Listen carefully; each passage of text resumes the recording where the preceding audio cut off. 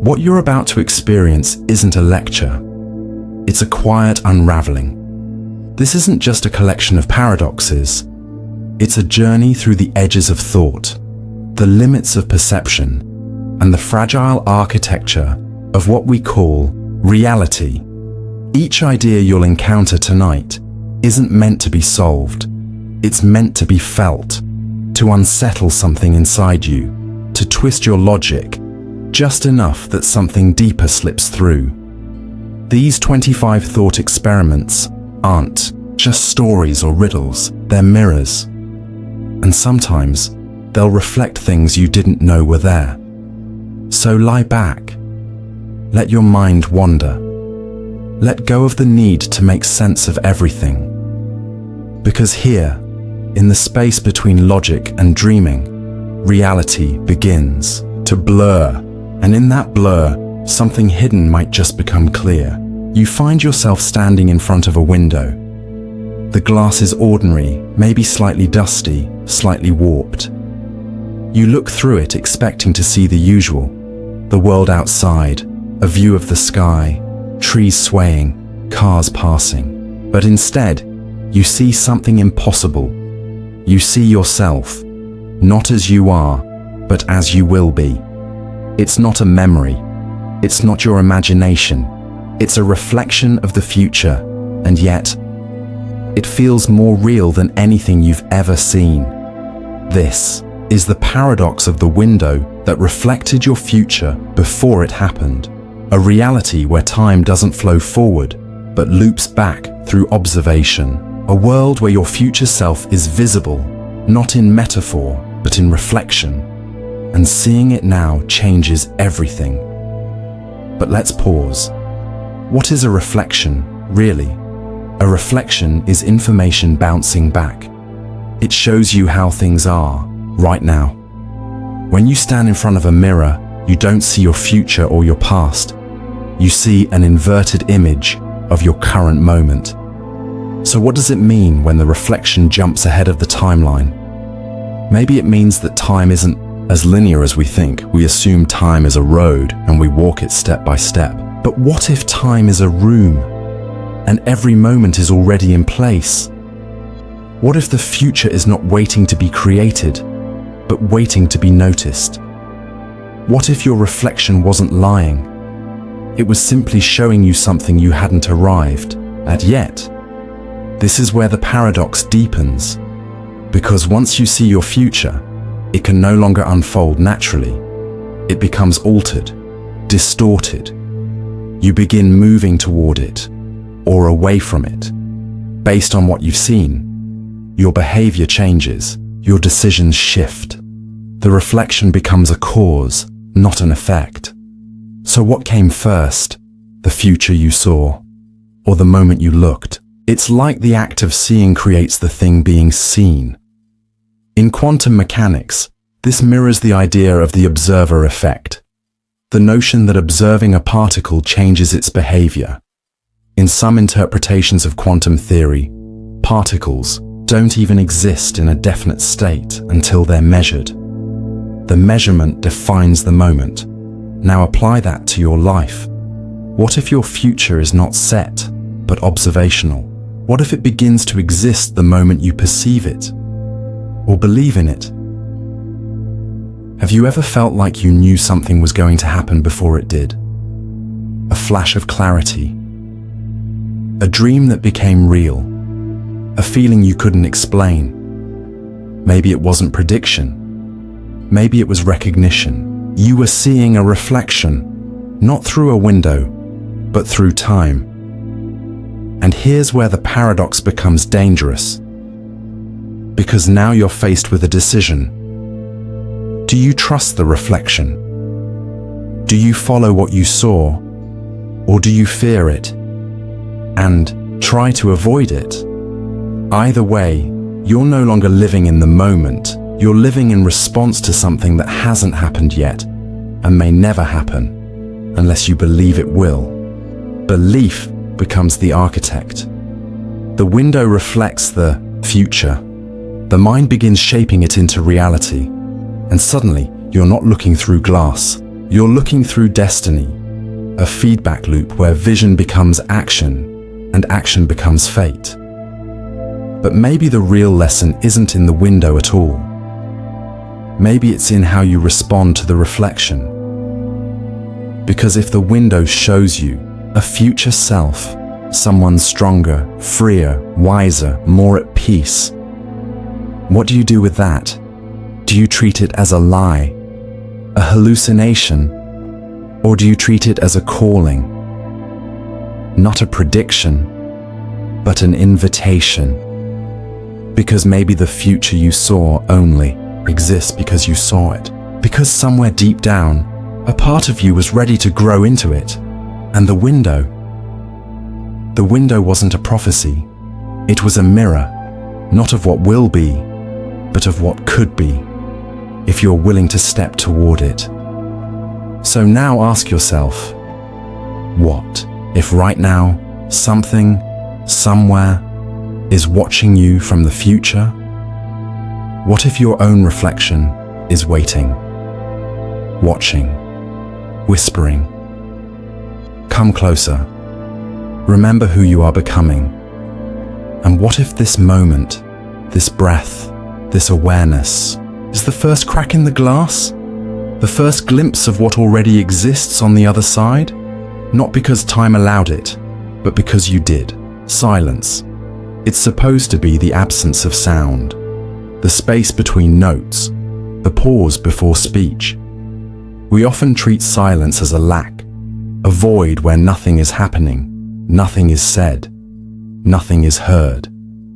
But what if silence isn't empty at all? What if silence is not the opposite of sound, but something deeper? What if it can be heard, and not faintly, but louder than anything else? This is the paradox of the silence that could be heard louder than sound. A contradiction not just of volume, but of meaning.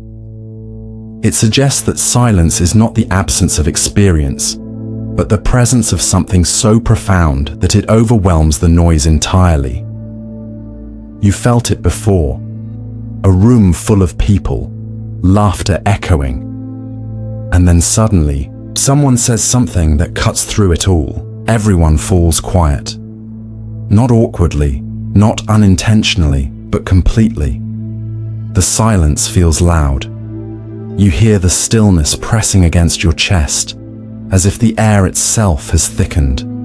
No one moves. No one breathes. In that moment, silence isn't passive. It's electric.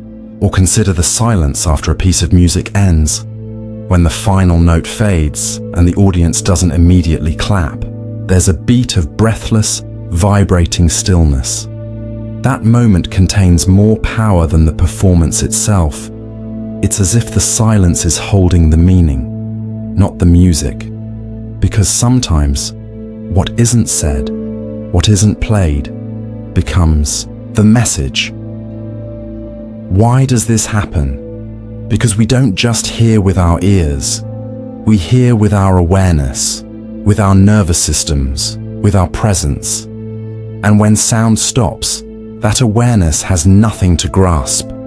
So it turns inward. It amplifies. It scans the space. In silence, you don't stop hearing. You hear more. The creak of the walls, the ticking of your heart, the whisper of thought. Silence invites attention, and attention changes everything. This paradox touches more than just music or conversation. It shows up in emotion. Have you ever sat with someone you love and said nothing? Not because there was nothing to say, but because everything was already understood. The silence between you was full, whole, resonant. That silence was louder than any words could have been. Because not all silence is empty. Some silences are sacred. Some silences say everything. But here's where the paradox turns. Silence only becomes loud when you're present enough to hear it. Most people are afraid of silence. They rush to fill it with music, conversation, distraction, thought. Because silence invites you to feel what's really there. And often, what's there is uncomfortable. Loneliness, uncertainty, grief, truth. In silence, there's nothing to hide behind. No noise to cover the rawness of being. And so we label silence as awkward, as threatening, as cold. When really, it's just honest. It doesn't try to entertain. It doesn't pretend. It just is. And in a world addicted to noise, that honesty can be overwhelming, even terrifying. But when you stop resisting it, when you lean in, silence becomes your teacher. It becomes a mirror.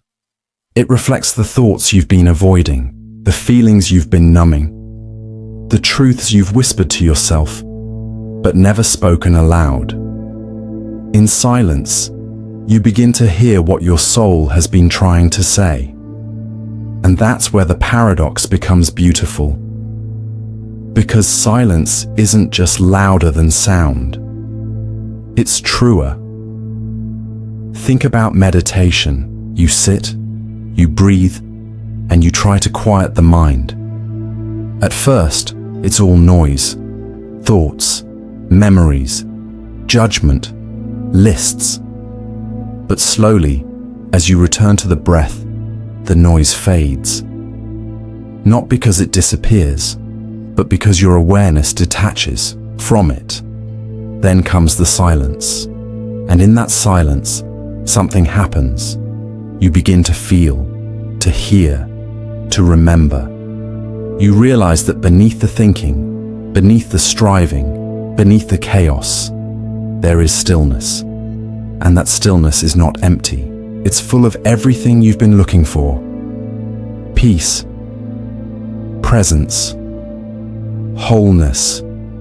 Not because something was added, but because everything else fell away. That's the sound of silence. Not as absence, but as essence. It doesn't compete with sound. It transcends it, even in death. Silence plays a role. The final breath, the still room, the quiet that follows. It's not just about what's ended. It's about what remains, what's felt but never spoken, what moves through the air like a ghost of presence. In that moment, silence becomes the only thing left, and somehow it says everything. So what does this paradox ask of you? It asks you to stop fearing the quiet, to stop rushing to fill the space, to listen, truly listen, to what's already there. Beneath the podcasts, the playlists, the notifications, the chatter of thought, because there is a silence in you that's louder than all of it, and it's been waiting to be heard. So the next time the noise fades, don't reach for distraction. Let the silence in. Let it speak. And if you listen closely enough, you might hear something you've never heard before. Not because it was hidden, but because it was silent. You walk into a room you've never been in before, and somehow it feels like you've been there. The shadows know your name. The scent sparks something ancient in your chest. You turn a corner and feel the hair on your arms rise, not from fear, but from recognition. But there's no logical explanation. You've never been here, not in this lifetime, not in any moment you can trace back with reason, and yet it feels like a memory. This is the paradox of the memory that wasn't yours, but felt familiar. A fragment of experience that doesn't belong to your personal timeline, yet lingers in your body like something once lived. Where does it come from? Perhaps it's just déjà vu, that neurological hiccup we've come to casually accept. Science tells us it's the brain misfiring, a recognition triggered by overlapping signals or momentary processing delays. But that explanation only scratches the surface. It doesn't account for the depth of feeling, the emotion, the certainty, because sometimes These memories feel deeper than our real ones, more textured, more true. They don't just echo in your mind, they live in your bones. Could they be inherited? There's a growing field of research exploring epigenetic memory, the idea that experiences, especially traumatic ones, can be passed down biologically. A grandparent who survived war, a mother who endured grief. The body remembers even when the mind doesn't. You are made of generations, and their memories may speak through you, not with words, but with sensations. A place that feels like mourning, a name that feels like longing, a face you miss before you even know it. But this paradox goes even deeper. What if the memory didn't come from biology? What if it came from consciousness itself? Some believe memory isn't locked inside the brain at all, that it's part of a larger field, a kind of shared mind or universal database. Carl Jung called it the collective unconscious, a realm where archetypes, dreams, and ancestral images live, a place we all tap into, knowingly or not. Maybe the memory you felt wasn't yours in the personal sense, but ours in the collective sense. You weren't remembering your past. You were remembering humanity's, or something even older. Have you ever seen a child hear a piece of music for the first time and cry? Or instinctively fear something they've never encountered? Where does that come from? Why do some dreams feel like scenes from another life? Why do some people, places, or paths feel ancient the moment we meet them? Perhaps not all memories are born from experience. Some memories may choose you, and that's where the paradox tightens. Because the more you try to chase the memory, the more it slips away. It's not stored like a file on a hard drive. It's alive. It visits you on its terms, in liminal moments, in dreams, in the pause between thoughts. It whispers through intuition and emotion, but it refuses to be pinned down because it was never yours in the first place. Yet still, it teaches you, because even if the memory didn't belong to you, the feeling does. The familiarity, the awe, the ache, these are real and they matter. Sometimes it's the memories that don't make sense that shape us the most. They lead us to certain people, certain places, certain choices. We don't know why, but we trust the pull. We call it fate, soul recognition, destiny. But maybe it's just the memory, tapping on the walls of our awareness, asking to be followed, not remembered, but lived again. So what do you do with a memory that isn't yours? You don't need to explain it. You don't need to prove it. You just listen. Feel where it leads you. Let it speak in its strange language of déjà vu and resonance. Let it remind you that not everything meaningful has to be understood. Some things are just meant to be felt, deeply, mysteriously, without logic, because not all truth comes with evidence. Some truth arrives as a shadow, a song, a doorway, and some memories aren't meant to be recalled. They're meant to wake you up to something older, wider, and more infinite than the timeline you think you live on. We tend to think of choice as something that emerges from options. You see a fork in the road, you weigh the consequences, you deliberate, hesitate, decide. The options exist first, and from them, the choice is born. This is how we're taught to understand free will as a linear process, possibility, evaluation, decision. But what if it doesn't work that way? What if the choice comes first? What if you chose before the options ever appeared?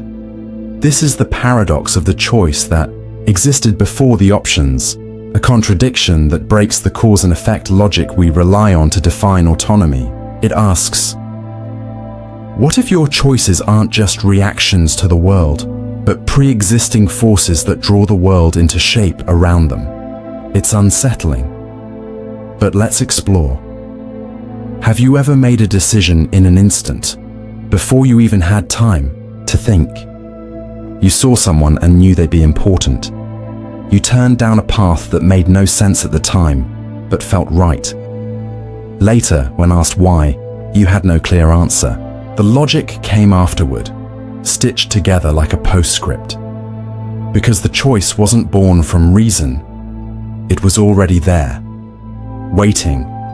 The options didn't lead to the decision. The decision summoned the options. This is more common than we admit.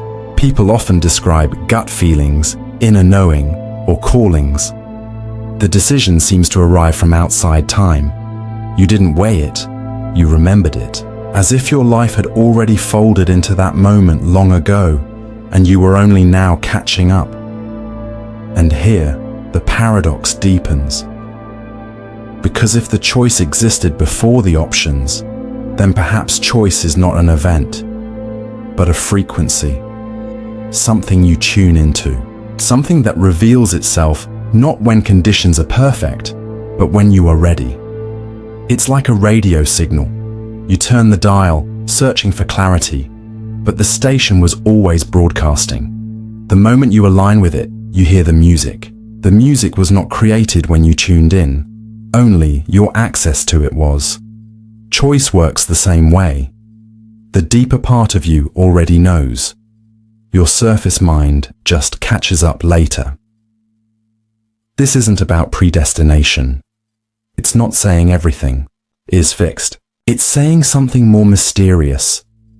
That decisions live in the roots of who you are long before you name them. That you, the truest version of you, already knows what is yours to choose, and that knowing doesn't always wait for logic.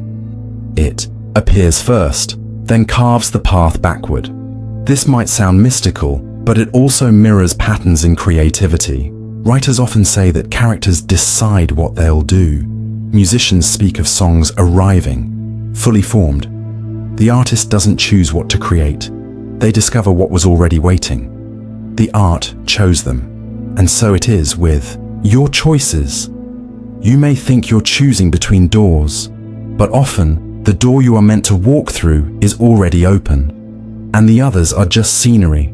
The real decision was made long before, the moment you said yes to who you are. But this paradox also carries a challenge, because we often wait for the perfect set of options to appear. We tell ourselves, I'll decide when I have more clarity, when I see what all the choices are, when I know what the consequences will be. But sometimes the clarity never comes. The options never align. Why? Because the choice hasn't been made yet. And until it is, nothing moves, nothing unfolds. The path stays blurry, not because the world is unclear, but because you haven't chosen yet. And once you do, the world begins to rearrange. The options appear after the choice. This is the strange truth behind commitment. When you fully commit to something, a path, a person, a purpose, options arise that weren't visible before. Resources come, opportunities open. The universe, as they say, responds. Not because it's magical, but because reality bends toward decision. So how do you find the choice that exists before the options? You don't think your way to it. You listen. You quiet the noise. You stop trying to calculate. You start to feel. You listen for the decision that feels like alignment, not comfort, not ease, not certainty, but resonance, a feeling in the chest, a stillness in the gut, a wordless yes, and then you trust it. You let the world catch up. Because sometimes the most powerful decisions are the ones that don't follow options. They create them. So if you're waiting at a crossroads, staring at two paths, maybe the choice isn't between them. Maybe the real choice is within you, waiting to be acknowledged. And when it is, the road you're meant to walk will rise up to meet your feet. Because Because some choices don't wait for the world, they build it. Imagine your mind as a single seamless stream, thoughts rising and falling like waves on the ocean. You experience them one after the other, flowing naturally. A feeling, a memory, a word, a plan. It all feels like you. One cohesive self, thinking its way through the day. But then something strange happens. You catch yourself thinking about your thinking, not just having a thought, but watching it, evaluating it, asking, why did I think that? Or, where did that come from? It's like part of you detaches, floats above the rest, and begins observing the activity of your own mind, as if your awareness has split itself in two. This is the paradox of the mind that split itself to watch itself think. It's the awareness of awareness, the loop that bends consciousness back onto itself. At first, it seems simple, harmless, a natural human trait, the ability to reflect, to be self-aware. But when you really follow that loop, it becomes strange, unsettling, infinite. Because if you can watch your thoughts, who's watching? And if that watcher is you, who's watching that? You can go deeper and deeper, pulling back the curtain, only to find another observer behind it. A thought about a thought, a reaction to a reaction, a self-wondering about the self-wondering. Like standing between two mirrors facing each other, your awareness reflects endlessly into itself. And the deeper you look, the more the you thought was solid starts to dissolve. Is there a center or just reflections? This paradox is at the heart of meditation, introspection, and consciousness studies. It reveals that the mind is not a single, unified thing. It's a system of layers. Thoughts happen. Awareness notices. Then awareness becomes the object of more awareness. There's no final observer, only deeper levels of watching. And here's the unsettling part. The mind is both the actor and the audience, both the thinker and the thought, both the mirror and the reflection. It's a performance for itself. But why does the mind do this? Some believe it's survival.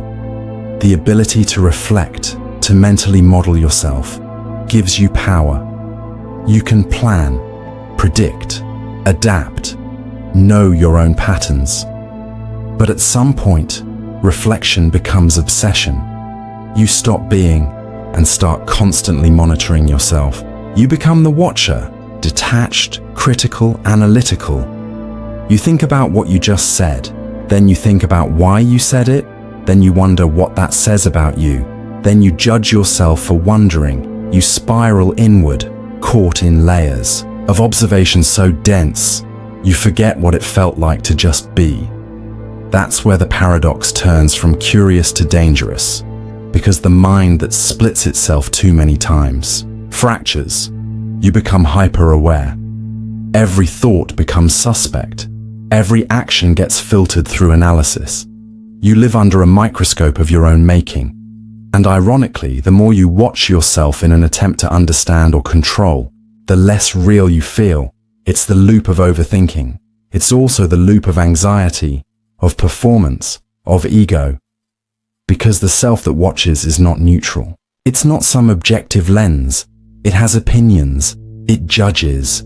It remembers. And sometimes it lies. You're not just observing thought.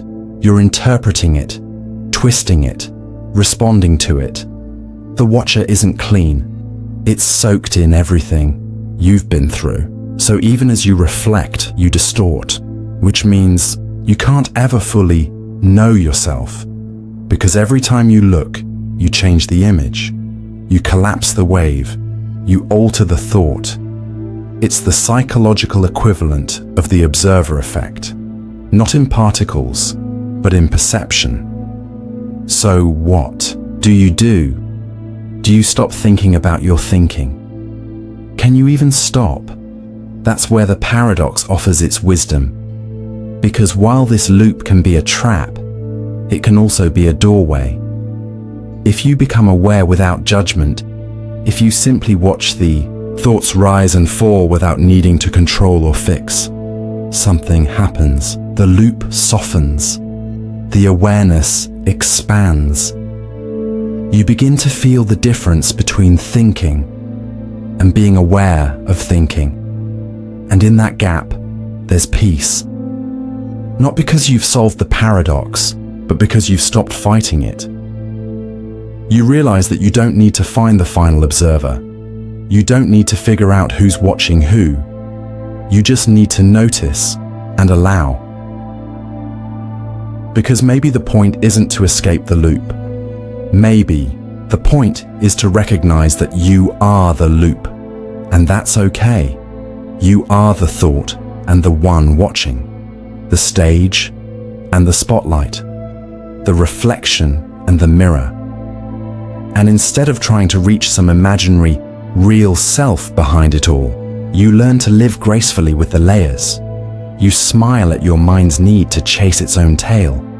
You observe the watcher observing. You feel the spiral, and you don't get dizzy, because now you know. The mind that split itself to watch itself think was never broken. It was simply curious. Curious enough to wonder what it is. Truth is supposed to be the opposite of a lie. A clear light in a dark room. Something you tell when you're being honest. When you want to be seen, understood, and trusted. A lie, by contrast, hides. It covers. It manipulates. But what if that boundary isn't so simple? What if, in rare and haunting moments, a lie is the very thing that reveals the truth? This is the paradox of the truth that only appeared when you lied. A contradiction that unsettles our basic moral framework. It suggests that sometimes the act of saying something false doesn't distort reality. It exposes it. And the more you explore this idea, the more it begins to reflect strange corners of your own life. Think of a time you told a lie, maybe a white lie, maybe something heavier. You said it to avoid conflict, to protect someone, to protect yourself. But later, you realize something strange. The lie didn't just cover up the truth, it revealed it. You told someone you were fine when you weren't, and in their silence, in their nod, in their unwillingness to press, you suddenly saw the truth of your loneliness, your need to be understood, the distance between how you feel and how the world receives you. The lie made it visible. You said you didn't care, and the second you said it, you realized how much you did. The lie was a mirror, not a mask. It reflected something more complex than the literal truth ever could. Because sometimes the truth isn't a clean sentence, it's a contradiction, a tension, a buried feeling that can't be spoken directly, only hinted at, disguised, or wrapped in irony. That's the hidden power of fiction too. In stories, writers lie for a living. They invent people, events, worlds, and yet, through those inventions, we encounter truths deeper than facts. A novel about dragons may speak more honestly about grief than a documentary ever could. A made-up character may express emotions we've never found the words for. The lie becomes the lantern. The illusion becomes the portal. This paradox also appears in satire and comedy. A joke exaggerates, twists, lies. But within that distortion lies something real. You laugh, not because the joke is factually accurate, but because it's emotionally honest. It points to something unspoken, something uncomfortable, something painfully true. The best satire doesn't just mock, it exposes, it tells the truth by lying. But the paradox grows sharper when you turn it inward. Have you ever lied to yourself? Told yourself you didn't love them anymore? that you were over it, that you didn't need closure. And then, as you repeated the lie, maybe out loud, maybe just in your head, something cracked open. The lie didn't stick, because in the friction between what you said and what you felt, the real truth emerged. Not the one you wanted to admit, but the one that was pulsing under the surface. The lie was the trigger, the catalyst. Without it, you might have stayed numb. But once you heard yourself say the false thing, you finally felt the real thing, and maybe that's the secret of this paradox. That lies are not always deception. Sometimes they are tests of ourselves, of others, of what we're willing to confront. And in failing the test, in feeling the disconnect, we discover the truth that was hiding behind our own defenses. So does this mean lying is good? No. It means lying is complicated. It means the relationship between truth and falsehood is not a war, but a dance. One that plays out in therapy, in art, in memory, and in conversation. Sometimes you need to say the wrong thing to know what the right thing even is. Sometimes a false belief holds your life together until it doesn't. And when it collapses, when the lie is no longer sustainable, the truth that was always waiting beneath it steps forward. Not as a punishment, but as a revelation. And sometimes the only way to meet that truth is to lie your way into its arms. So what does this mean for how we live? It means we approach lies, especially our own, with curiosity. We don't excuse them, but we examine them. We ask, what is this lie protecting? What does it really say about what I feel, what I fear, what I long for? Because within every lie is a buried truth, not the literal kind, the human kind. And the paradox is this: sometimes the deepest truth is too vulnerable to speak plainly, so it wraps itself in disguise. It waits. It hides in fiction, in deflection, in denial, until the moment the lie is finally spoken, and the silence that follows, that's where the truth finally breathes. A shadow is supposed to follow something real. It clings to form, mirrors movement, traces presence. It cannot exist on its own. A shadow needs a body. It is, by definition, dependent, secondary, an echo of something solid. But what if one day the shadow moved first? What if it shifted before the body did? What if it moved even when there was no one there? This is the paradox of the shadow that moved without a body, a haunting reversal of cause and effect. It challenges the fundamental idea that presence precedes reflection, that substance precedes outline, that there must be something real to cast something else visible. But what if the shadow is the real? What if the darkness we see isn't following us, but leading? Let's start with the familiar. You see your shadow stretch ahead of you at sunset. It changes shape based on the light and the angle of your stance.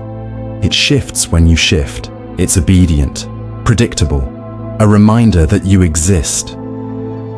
But this paradox asks, what if it stopped being obedient? What if one day your shadow slipped forward before you took a step? You'd pause, confused. You'd question your eyes. But then it would happen again. The shadow reaches before you do, reacts before you think. You aren't leading anymore. Something else is. And what if there's no body at all? Just the outline, the residue, the trace of something missing. Suddenly the hierarchy collapses. The thing that was supposed to follow now leads. The echo becomes the voice. This paradox is more than visual. It's psychological, emotional, existential, because we all carry shadows, not just literal ones, but internal ones. The parts of ourselves we deny, suppress, ignore. Our fears, our pasts, our compulsions. Jung called this the shadow self, the unconscious aspects of personality that the ego refuses to acknowledge. And just like the literal shadow, the inner shadow is always present until it moves on its own. Have you ever said something cruel without knowing why? Or sabotaged something good? Or felt consumed by an emotion that didn't match the moment? That was your shadow moving. Not because you wanted it to, but because it had its own will. You didn't think it. You became it. And only afterward, in the silence, did you realize something old had surfaced. Something you thought you buried. Something you believed was gone, but it was never gone. It was waiting. It moved without your permission, because the shadow doesn't ask. It acts.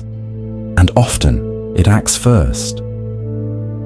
This paradox teaches us that we are not always aware of what's moving us, that our actions are not always fully our own, that what we suppress doesn't disappear. It grows dense, strong, and fast enough to move ahead of us, to pull us forward or pull us down, and sometimes we don't even notice. We think, this is just who I am, but it isn't. It's the shadow, walking ahead, writing the script, shaping the moment. There's something terrifying in that. The idea that the self we present to the world may not be the one calling the shots. That something unseen, something unclaimed, is already acting before we arrive. But there's also something sacred in it, because when the shadow moves, it shows you where the wound is. It points to the part of you that is still unresolved, still unseen, still unloved. It reveals the space where light needs to go, not to destroy the shadow, but to integrate it, to give the outline a body again. The shadow moves without a body when the body refuses to own it. So what do?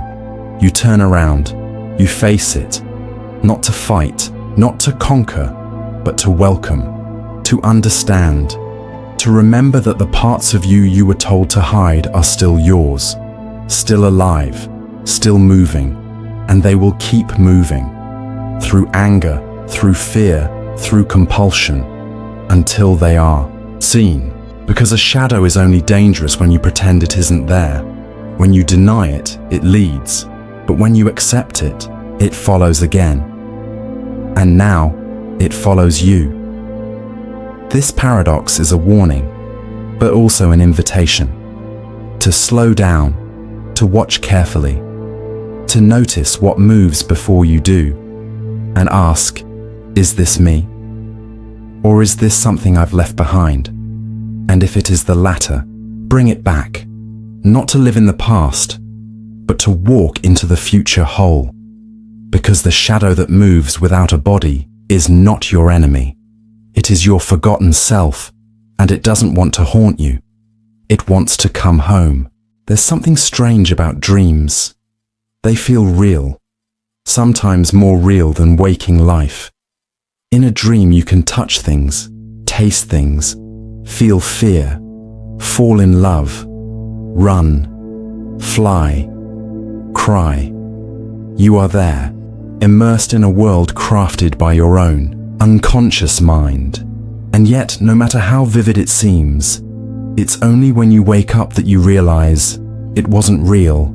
Or was it? What if you never wake up? What if the dream keeps going, long after you've forgotten it's a dream? This is the paradox of the dream that couldn't wake up its dreamer. A reality so convincing that even the part of you meant to question it, meant to wake you up, is trapped inside. At first, it sounds like science fiction, like something pulled from Inception or philosophical thought experiments. But this paradox lives much closer than you think. It hides behind your assumptions. It curls inside your everyday certainty. Because who's to say this life, right now, the one you're living, isn't a dream? You woke up this morning, remembered your name, checked your phone, made your coffee. But do you remember waking up? Or did you just start playing the role of you, like a dream character slipping into their storyline? This is more than a philosophical game. It's a question that haunts the foundations of reality. Philosophers like Descartes asked it centuries ago, "How do I know I'm not dreaming?" His answer, "I think, therefore I am." But even that assumes the thinker isn't dreaming their own thoughts. Buddhist teachings go even deeper. They often describe reality as Maya, an illusion, and enlightenment as a kind of awakening, not from sleep, but from the dream of ego, desire, separation. What if your whole life, your job, your beliefs, your fears, your memories, is the scaffolding of a dream? Not metaphorically, literally. What if you're dreaming now? And worse, what if the dream can't wake you up? Because the dream has no access to the real you. That's the essence of the paradox. The dream is trying to awaken you, but it can't. Because the part of you that would wake up is asleep inside the dream. You're not outside it, looking in. You're within it, building it as you go. The dream becomes self-sustaining, a loop. You meet characters who reinforce your reality. You encounter challenges that deepen your belief in the structure. You get emotional, you get attached, and slowly, the idea that this is a dream becomes laughable. It feels too real, but that's the trick. Dreams always do, until they end. Have you ever had a dream where you questioned the reality inside it? Maybe you saw a door that led nowhere. Maybe the sky changed color. Maybe you said, "This doesn't make sense." And then, just as your awareness was rising, the dream pulled you back in. A distraction, a noise, a sudden shift, and you forgot again. You slipped back into the story. That's what this paradox is really about. Not just literal dreams, but the way consciousness can become trapped inside a structure it created. And that trap isn't just a problem, it's a survival mechanism. Because waking up, truly waking up, often requires the collapse of everything you believe, and that's terrifying. So the dream protects itself. It gives you reasons not to question. It fills your life with goals, stories, identities. It rewards you for staying asleep. And yet, sometimes it slips. Sometimes you see the cracks. A coincidence that feels too perfect. A sense of déjà vu so deep it aches. A moment where you step outside yourself and wonder, what am I doing? That's the dream trying to wake you. Not with alarm clocks or loud voices, but with echoes, whispers, holes in the script. And if you listen closely, you might hear something else. The real you, the dreamer, trying to reach back through the veil, not to end the dream, but to remember. Because maybe the goal isn't to escape the dream. Maybe it's to wake up inside it, to realize that you're dreaming. And then, within that awareness, to live with freedom, clarity, and intention. To stop reacting blindly to the script and begin shaping it. Lucid dreaming, but in waking life. That's the invitation of this paradox. Not to fear the dream, but to become conscious within it. To notice the layers, to see the story, but not become it. To play the role, but not forget the actor. So how do you do that? You begin by questioning, gently. You ask, is this thought mine, or was it placed here?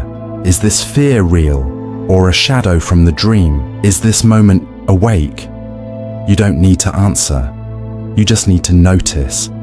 Because the moment you begin to notice, the dream loosens, the illusion thins, the awareness stirs, and maybe, just maybe, the dreamer starts to wake, not by force, but by remembering. Because sometimes, the only way out of the dream is through it.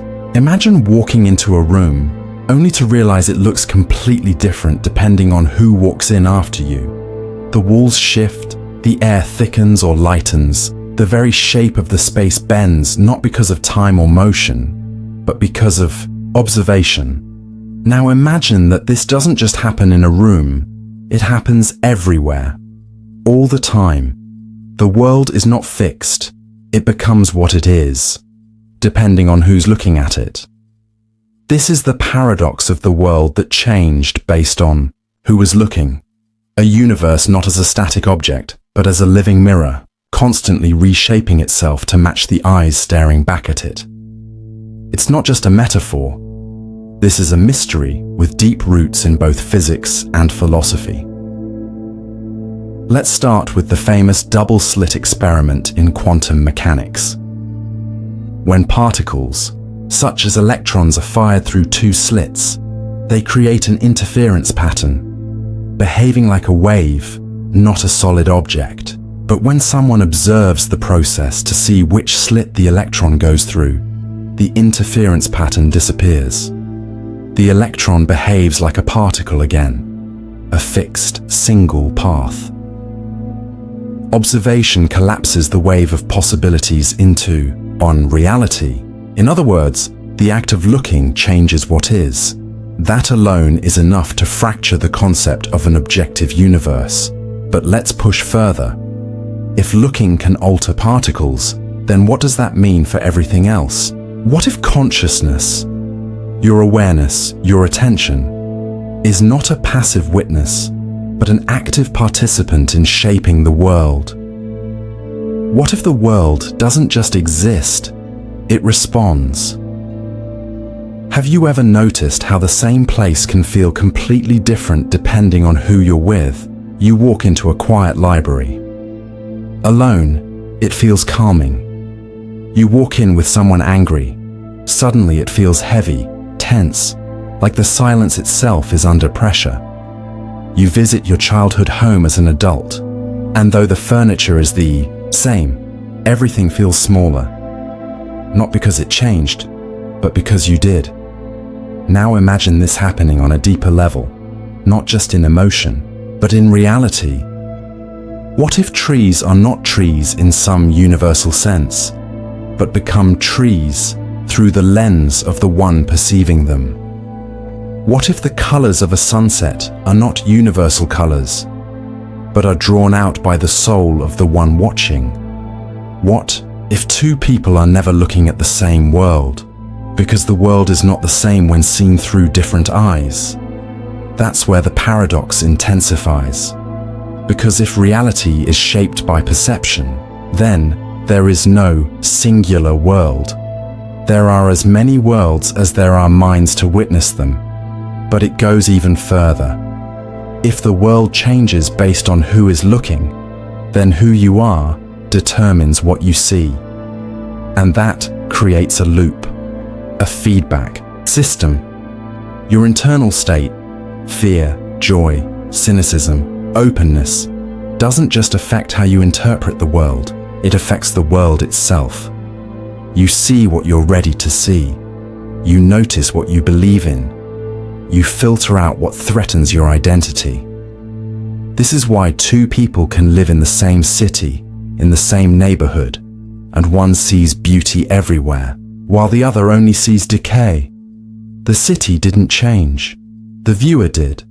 And this is both terrifying and liberating, because it means your mind isn't just a camera. It's a canvas. Your beliefs, your wounds, your desires, they paint what you call reality. This is why inner work is world work, because the clearer your awareness becomes, the more vividly the world responds. The more compassion you carry, the more softness you begin to see in others. The more curious you are, the more mystery the world offers. The more closed you become, the more hostile everything starts to feel. It's not that the world changes to match your mood. It's that the world is your mood, projected and refracted through billions of tiny, unconscious acts of perception. But here's the kicker. If your perception changes the world, then every time you look, you are creating the very thing you're trying to understand. You're not just discovering reality, you're shaping it. So how do you live with this paradox? You start by taking responsibility. You stop pretending you're a passive bystander. You recognize that your gaze has weight, that your attention has power, that what you choose to focus on doesn't just define your thoughts, it defines your world. And then you get curious. You begin to ask, what am I seeing because it's really there? What am I seeing because I expect it to be there? What parts of reality have I been blind to because I wasn't ready? These aren't easy questions, but they open doors. Because once you understand that reality is not fixed, once you realize that your very presence shapes the room you walk into, you stop sleepwalking through life. You start listening to how the world shifts when you're gentle, to how it hardens when you're guarded, to how it brightens when you're willing to see. Not what you're told to see, but what's really there, waiting to emerge in the space between your attention and its truth. Because maybe the world isn't static at all. Maybe it's a mirror, one that only shows you what you're ready to understand. And if you change the eyes you use to look, the whole world changes too. What happens after you go quiet? When the words stop, the sentence ends, and you're left in the stillness of your own breath. Most would say the conversation ends there. That silence is just the absence of speech, the pause between the next thing to be said. But sometimes, something strange happens.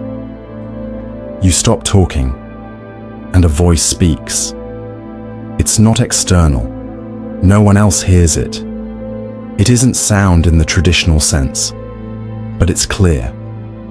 Sometimes clearer than any thought you've ever had. It's a presence, a whisper, an answer you didn't ask for, or maybe one you were too afraid to ask aloud. This is the paradox of the voice that spoke after you stopped talking. The moment where silence isn't empty, but overflowing. When the act of not speaking creates space for something else to speak, something beneath or beyond your conscious mind. Have you experienced this? You're in an argument, heated and breathless, and then you go quiet. Maybe from exhaustion, maybe from surrender. And in that pause, something arises. Not another opinion, not another defense, but a knowing. A sentence forms in your chest. This isn't what matters. Say you're sorry. Let it go. It wasn't part of your plan. It just arrived. Or perhaps you've sat in stillness, meditating or staring out a window, and suddenly you hear a phrase, a sentence, a message. You didn't form it, not consciously. It just appeared, like a response from the void. But how can a voice emerge when you're no longer speaking? To understand this, we need to examine the space we leave behind when we stop trying to control. Our minds are full, always generating thoughts, words, distractions. We fill silence because we fear it. We talk to avoid the unknown. We narrate, explain, perform. But all that noise often drowns out the deeper voice, the one that can only rise after the surface goes still, like a stone sinking to the bottom of a pond. When the ripples settle, the reflection appears, and it's not always gentle. Sometimes, the voice that speaks after your silence says things you don't want to hear. you're lying to yourself. This isn't love.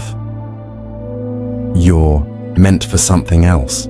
It speaks truths that were buried under all the words, and now that you've stopped talking, they have room to rise.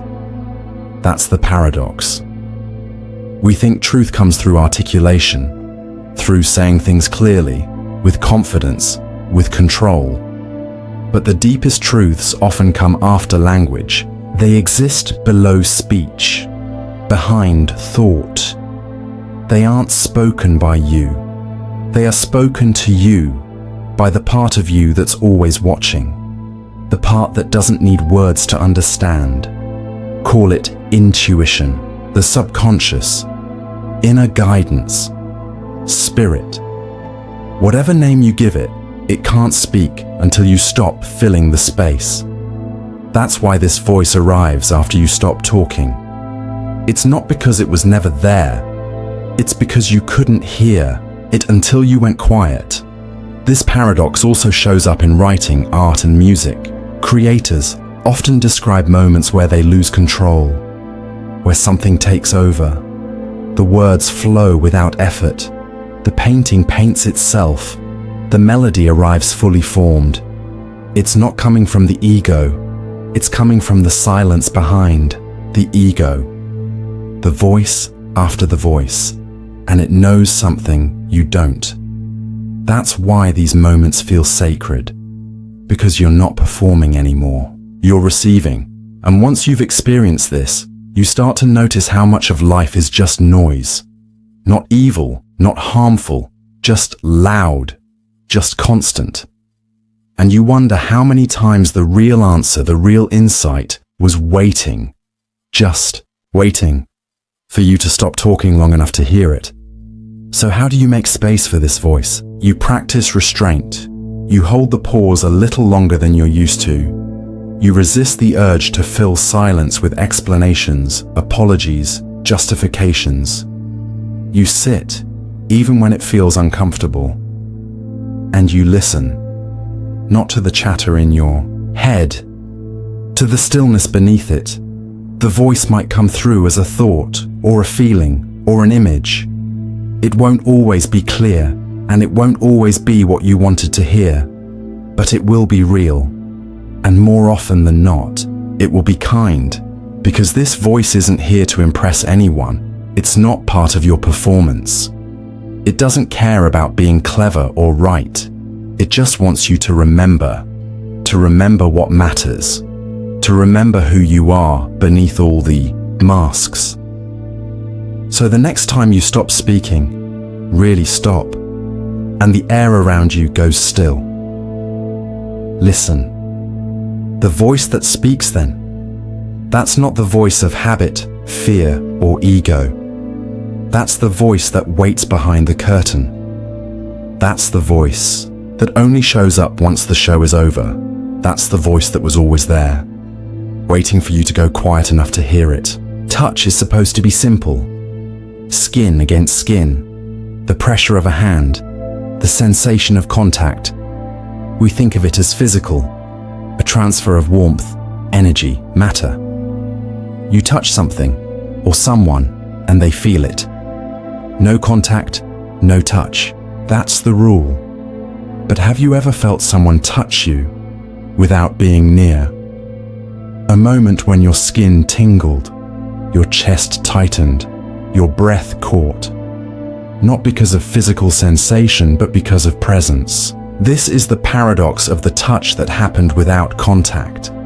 A phenomenon that bends the boundaries between body, mind, energy, and emotion. A kind of connection that defies explanation, yet feels deeply, undeniably real. We see glimpses of it in everyday life. You're walking through a crowded room. Someone looks at you from across the space.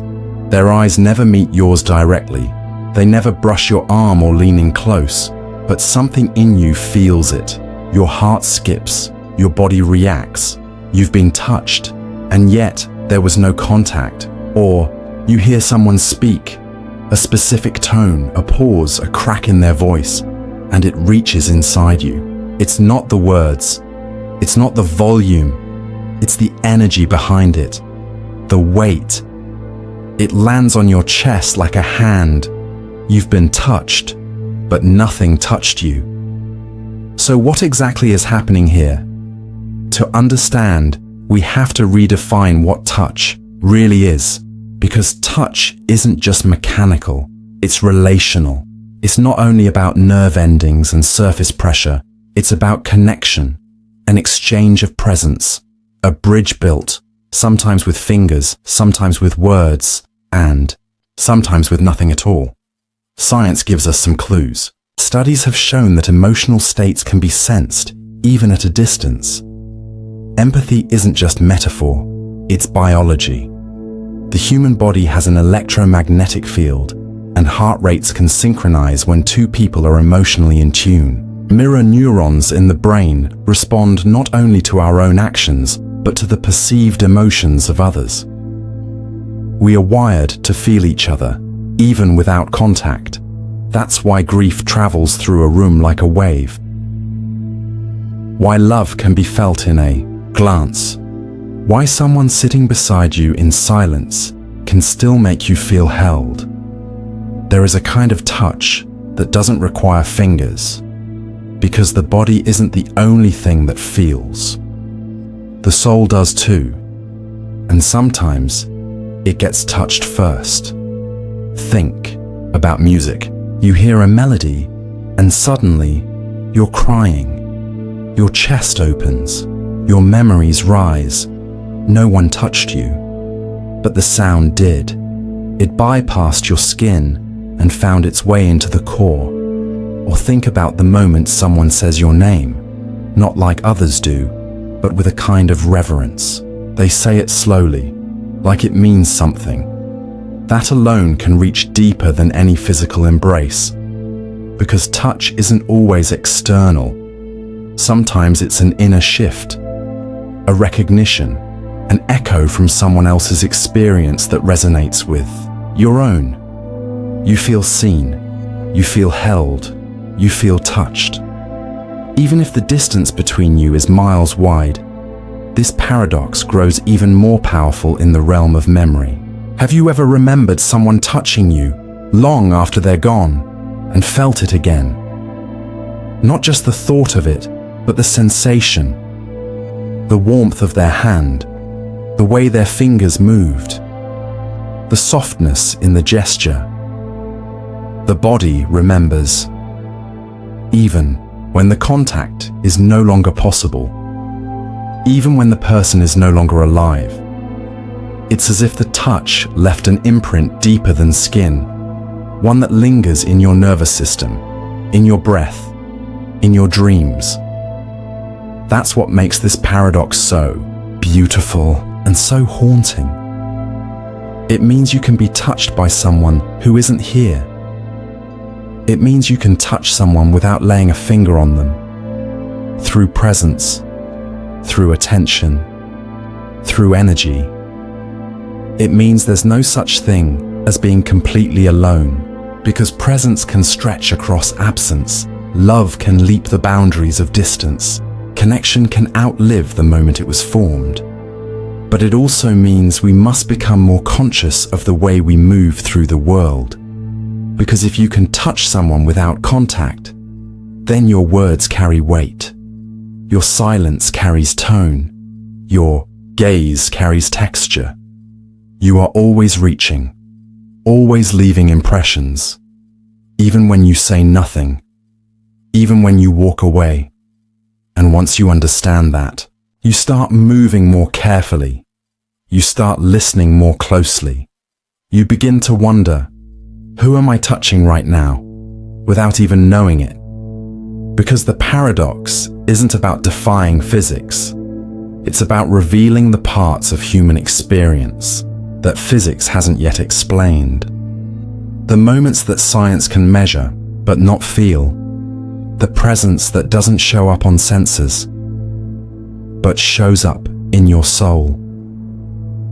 So the next time you feel something stir in you, not from touch, but from presence, don't brush it off. That was a kind of contact. Not less real, because it was invisible. More real, because it went deeper.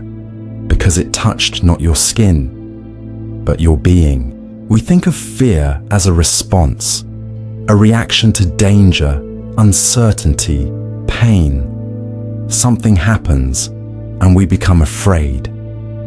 It's a survival mechanism, hardwired to protect us. We fear what we don't understand, what might hurt us, what threatens our sense of control. But what if fear didn't wait for you to find it? What if it found you first? This is the paradox of the fear that remembered you first. A haunting idea that fear isn't always something we choose, or even something we develop. Sometimes it seems to be waiting for us, as if it knew our name long before we knew its shape, as if it had been keeping a seat warm at the table of our soul, whispering, "I was expecting you." At first, it seems absurd. How can fear remember us? It's just an emotion, chemical signals in the brain, a spike in adrenaline, a tightening of the chest.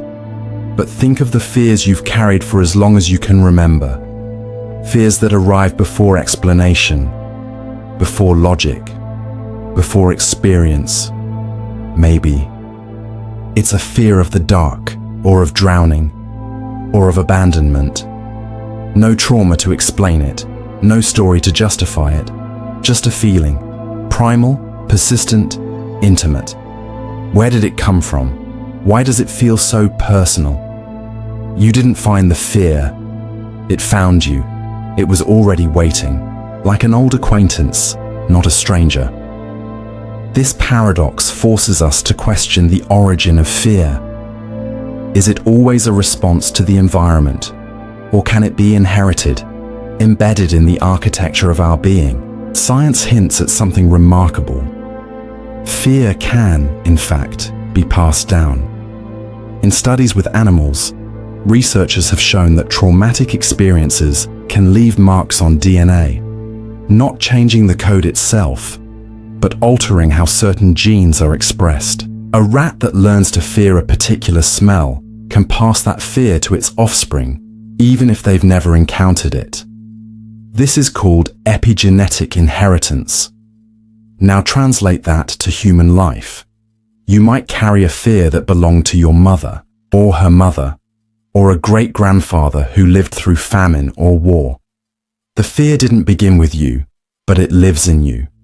It remembers something you never experienced, and when it rises, it doesn't just feel physical, it feels ancestral. It knows your name not because you met it, but because you were born into it. But this paradox isn't only about inherited trauma, it also lives in our personal psyche.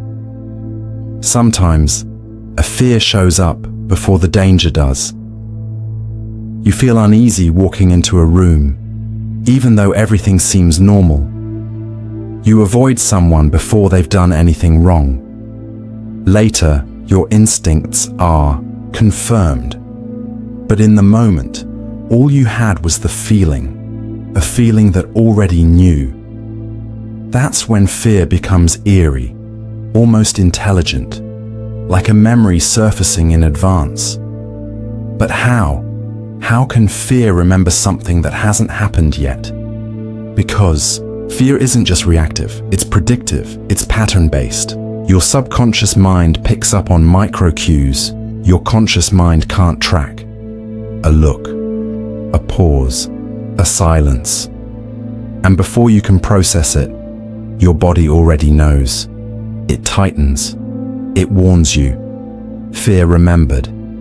Not because you told it to, but because that's what it does. And here's the paradox's most mysterious layer. Sometimes, fear comes before the event that justifies it and seems to cause it. Have you ever feared losing someone so deeply that you pushed them away first? Or feared failure so intensely that you sabotaged your chance at success? As if the fear created the conditions it was afraid of. not to protect you, but to fulfill itself. Fear, then, doesn't just predict, it manifests. Not because it's evil, but because it's powerful and often misunderstood. We think of fear as weakness, as something to eliminate. But this paradox suggests something different. Fear is a companion, unwanted maybe, but familiar. It knows you. It remembers where you've been. It guards what you love.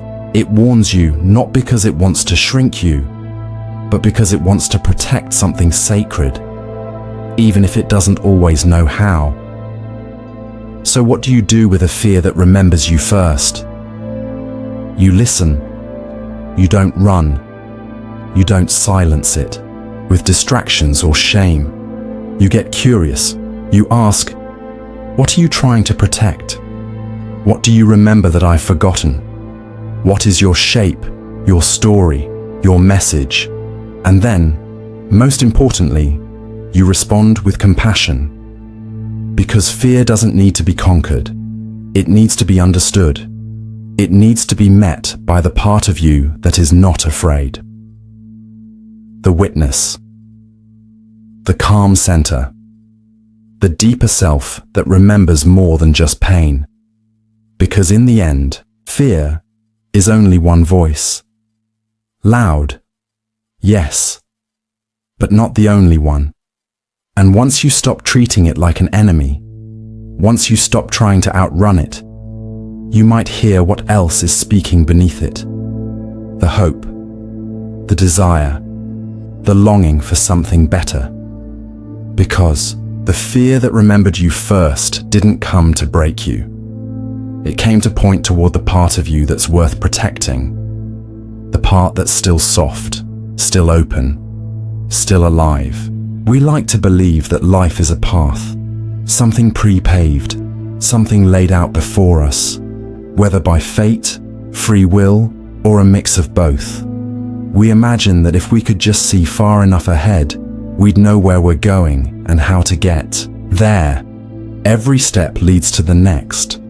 Every decision is a turn. The road may be long, but it exists. But what if it doesn't? What if the road isn't there until you take the step? This is the paradox of the road that was built as you walked. The idea that your life isn't something you follow, but something you create moment by moment, with every movement forward, that nothing is waiting for you. Not success, not failure, not even purpose, until you choose it. At first, it sounds poetic, empowering, but the deeper you go, the more unsettling it becomes. Because if the road is built as you walk, then there's no map, no guarantee, no way to know if the next step will land on solid ground or into an abyss. And still, the only way to find out is to move. You've felt this paradox before. When you started something new, a relationship, a career, a journey, without knowing how it would end, there was no assurance, no instruction manual, no signs saying, this is the way. Just a strange pull, a whisper, a feeling. And then, only after you committed, the next step appeared. Not before, only after. You didn't find the road. You built it by walking. This isn't how we're trained to live. We're told to plan, strategize, forecast. We want certainty before movement, answers before risk. But life rarely works that way. The future doesn't unveil itself to the careful.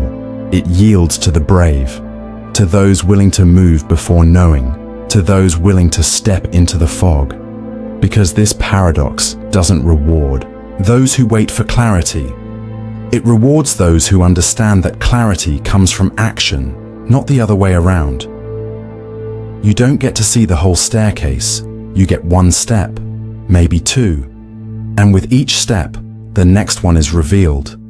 But the road? It wasn't there before you stepped. It was born from your willingness to go.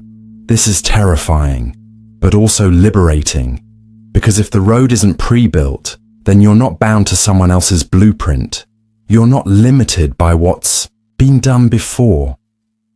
You don't have to follow. You can't follow, because your path is yours alone. Your life is not a copy of anyone else's map. It's a blank canvas that only ink appears on once your feet move across it. But that also means something else. You can't walk someone else's path and expect it to become your own. You can borrow advice. You can learn from stories. But in the end, their road is made of their steps. Yours begins with your own. So what keeps us frozen? The fear of stepping into nothing. The fear of falling. The fear that the ground won't rise to meet us. But here's the twist. The road doesn't appear because you're confident. It appears because you trust enough to move anyway. That's faith. Not belief in an outcome, but belief in the act of stepping, even without a guarantee. And it's not blind, it's not foolish, it's creative. Because when you build the road as you walk it, you're not just discovering life, you're making it. You're carving your mark into time. You're leaving behind a path that didn't exist before you, a path others might walk too. Not because it was always there, but because you had the courage to go first. That's the hidden gift of this paradox. It's not just about you, it's about what you make possible for others. When you walk into the unknown, you light a torch, and that torch might guide someone else out of the dark. Not because you knew where you were going, but because you went anyway. This is what innovation is, what leadership is, what art is. A single step into the void, and then another, and another, until the path appears. So how do you live with this paradox? You let go of the myth that the road must be visible before it's real. You stop waiting for signs.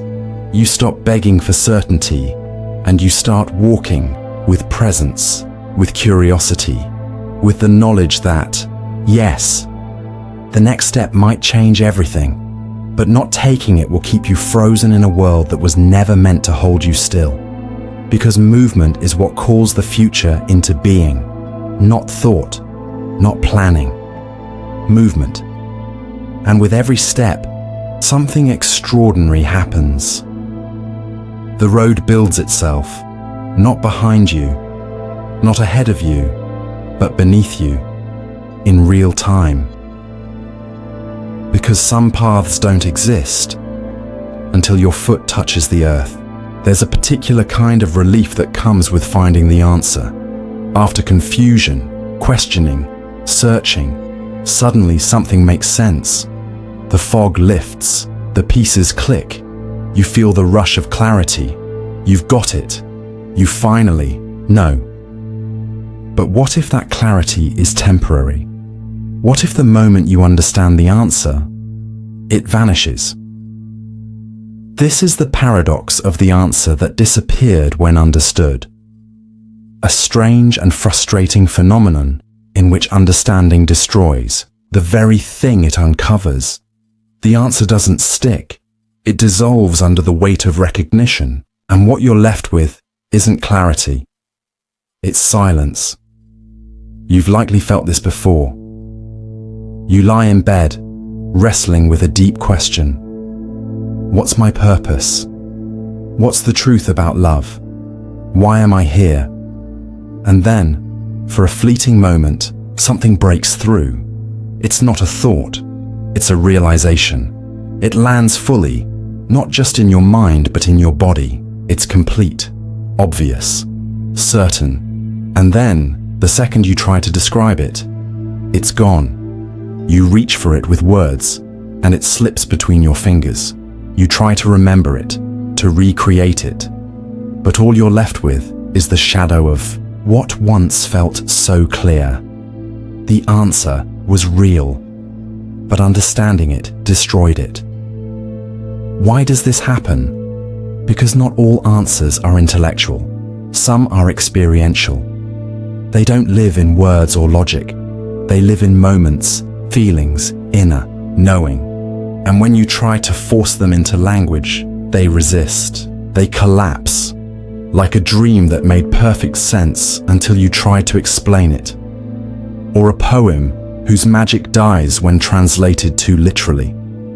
There are truths that must be felt, not spoken, and in the very act of trying to own them, to capture them, categorize them, understand them, they disappear. It's as if the answer only exists in the space between not knowing and knowing, a threshold, a breath. And once you cross fully into understanding, the answer has served its purpose, so it vanishes. You didn't lose it. You used it. You became the person who no longer needed it. Not because you memorized it, but because you absorbed it. It's like when you finally stop searching for love and love finds you. Or when you stop obsessing over happiness and suddenly joy arises. The answer shows up not when you demand it, but when you're ready to receive it. And the moment you are, it enters through experience and then leaves, because it doesn't need to stay. The mind wants permanence. It wants to keep answers in labeled drawers. But the soul knows better. The soul knows that truth is seasonal. It arrives. It transforms. And then it moves on. That's what makes this paradox so beautiful and so maddening, because it teaches you that knowing isn't always the goal. Sometimes, seeking is the transformation, and the answer is not a destination, but a passage. Consider meditation. You sit in silence, struggling to quiet the mind. Thoughts come and go. You breathe. You fidget. And then, without warning, the chatter drops away. There is a moment of pure stillness. You feel connected, whole. You realize something, not as a sentence, but as a state of being. And then the mind returns. It says, "What was that?" And the moment is gone. Because trying to understand it pulled you out of it. You reached for the answer, and in doing so, you left it behind. This paradox lives in all deep work, in love, in spirituality, in grief, in creativity. A painter finishes a piece and looks at it, stunned. Where did that come from? They understood something while creating it. But now? They can't explain it. The answer was in the act, not in the explanation. And that's the secret. The answer isn't meant to stay. It's meant to move you, to lift you to the next moment of not knowing, so you can be transformed again. So how do you live with this? You stop trying to freeze truth in place. You stop needing to name every insight. You accept that some answers are like waves. They rise, break, and vanish. And your job is not to hold them. Your job is to feel them fully and let them go. Because the moment you try to keep the answer, you reduce it. You turn it into something smaller than it was. You convert a living truth into a dead fact. But if you let it pass through you, it leaves something behind. Not words, not clarity, but change. A shift in how you move, how you see, how you love. Because some answers were never meant to be remembered, only lived. And when they disappear, it's not because you lost them, it's because they became you. When we look at the sky, we instinctively look up. That's where it's supposed to be, above us. Vast, open, untouchable. It's the ceiling of the world, the symbol of what's beyond, something external, infinite, out there. But what if the sky isn't above you? What if it's inside you? This is the paradox of the sky that wasn't above you, but inside you. A quiet collapse of direction, dimension, and self. It suggests that what we search for in the heavens might not be distant at all. That the vastness we gaze at in awe lives within the very core of our consciousness. That perhaps the sky is not something we look at, but something we are. Let's begin with the basic illusion. We look up and see blue, clouds, stars, the moon, the sun. All of it feels separate, majestic, and unreachable. We assign meaning to it. Heaven, destiny, the unknown. It becomes a metaphor for transcendence. But that separation is only an illusion of perspective, because your experience of the sky isn't up there, it's happening in here, in your mind. Everything you see, from the soft streak of a morning cloud to the deep swirl of galaxies, is being processed by your brain. Light bounces off atmosphere, enters your eyes, and creates the experience of the sky. It's not happening outside of you. It's being created within you. That alone is disorienting. It means the sky you see isn't the sky. It's your sky, a projection, a private perception. But the paradox goes deeper, because it's not just about sight. It's about the feeling the sky evokes, that sense of openness, stillness, wonder, loneliness, peace. When you stand under the sky, especially at night, something stirs, a vastness, a silence, a presence. You don't just see it, you feel it echoing inside you. And that begs the question, is the sky reflecting you? Or are you reflecting the sky? Maybe it's both. Maybe that vastness isn't something you visit by looking up, but something you return to by looking in. Think of meditation. You close your eyes. The external world disappears. But instead of shrinking, your awareness expands. Thoughts rise like clouds. Stillness opens like space. You feel infinite. Not because you're imagining stars, but because you're connecting to the same vastness you see in the sky. That's the paradox unfolding. The distance you seek is already within you. The sky was never above you. It was a mirror for your own depth. Ancient mystics and poets have hinted at this for centuries. In Sufism, they say, "You are not a drop in the ocean, you are the entire ocean in a drop." In Vedantic philosophy, the inner self, Atman, is said to contain the same infinite nature as the outer universe, Brahman. In Buddhist teachings, the mind is compared to the open sky. Thoughts and emotions are just weather passing through. In each case, the message is the same. What you seek in the vastness of the cosmos is already within your own awareness. You are not under the sky. You are the sky, aware of itself. This can be difficult to grasp because we've been conditioned to externalize everything. God, truth, purpose, peace. We put them in the clouds, in books, in destinations far away. But this paradox invites a reversal. It says, what if you stopped looking up and started looking in? What would you find? Not a sky made of clouds or stars, but a space of stillness, a canvas of presence, a silent vastness where thoughts float, like satellites, and emotions storm like weather systems. And beneath all that movement, still sky, unmoved, unbothered, infinite. That's the nature of your inner world, not chaotic, not broken, but wide and whole. But this paradox isn't only about spirituality, it's also about freedom. We often think freedom is out there, in travel, in escape, in other people. We chase open skies hoping they'll make us feel free. But the sky isn't a place, it's a state. And that state can exist anywhere, even in a cell, even in grief, even in the quiet moment between breaths. You can live in a small room and still feel vast inside.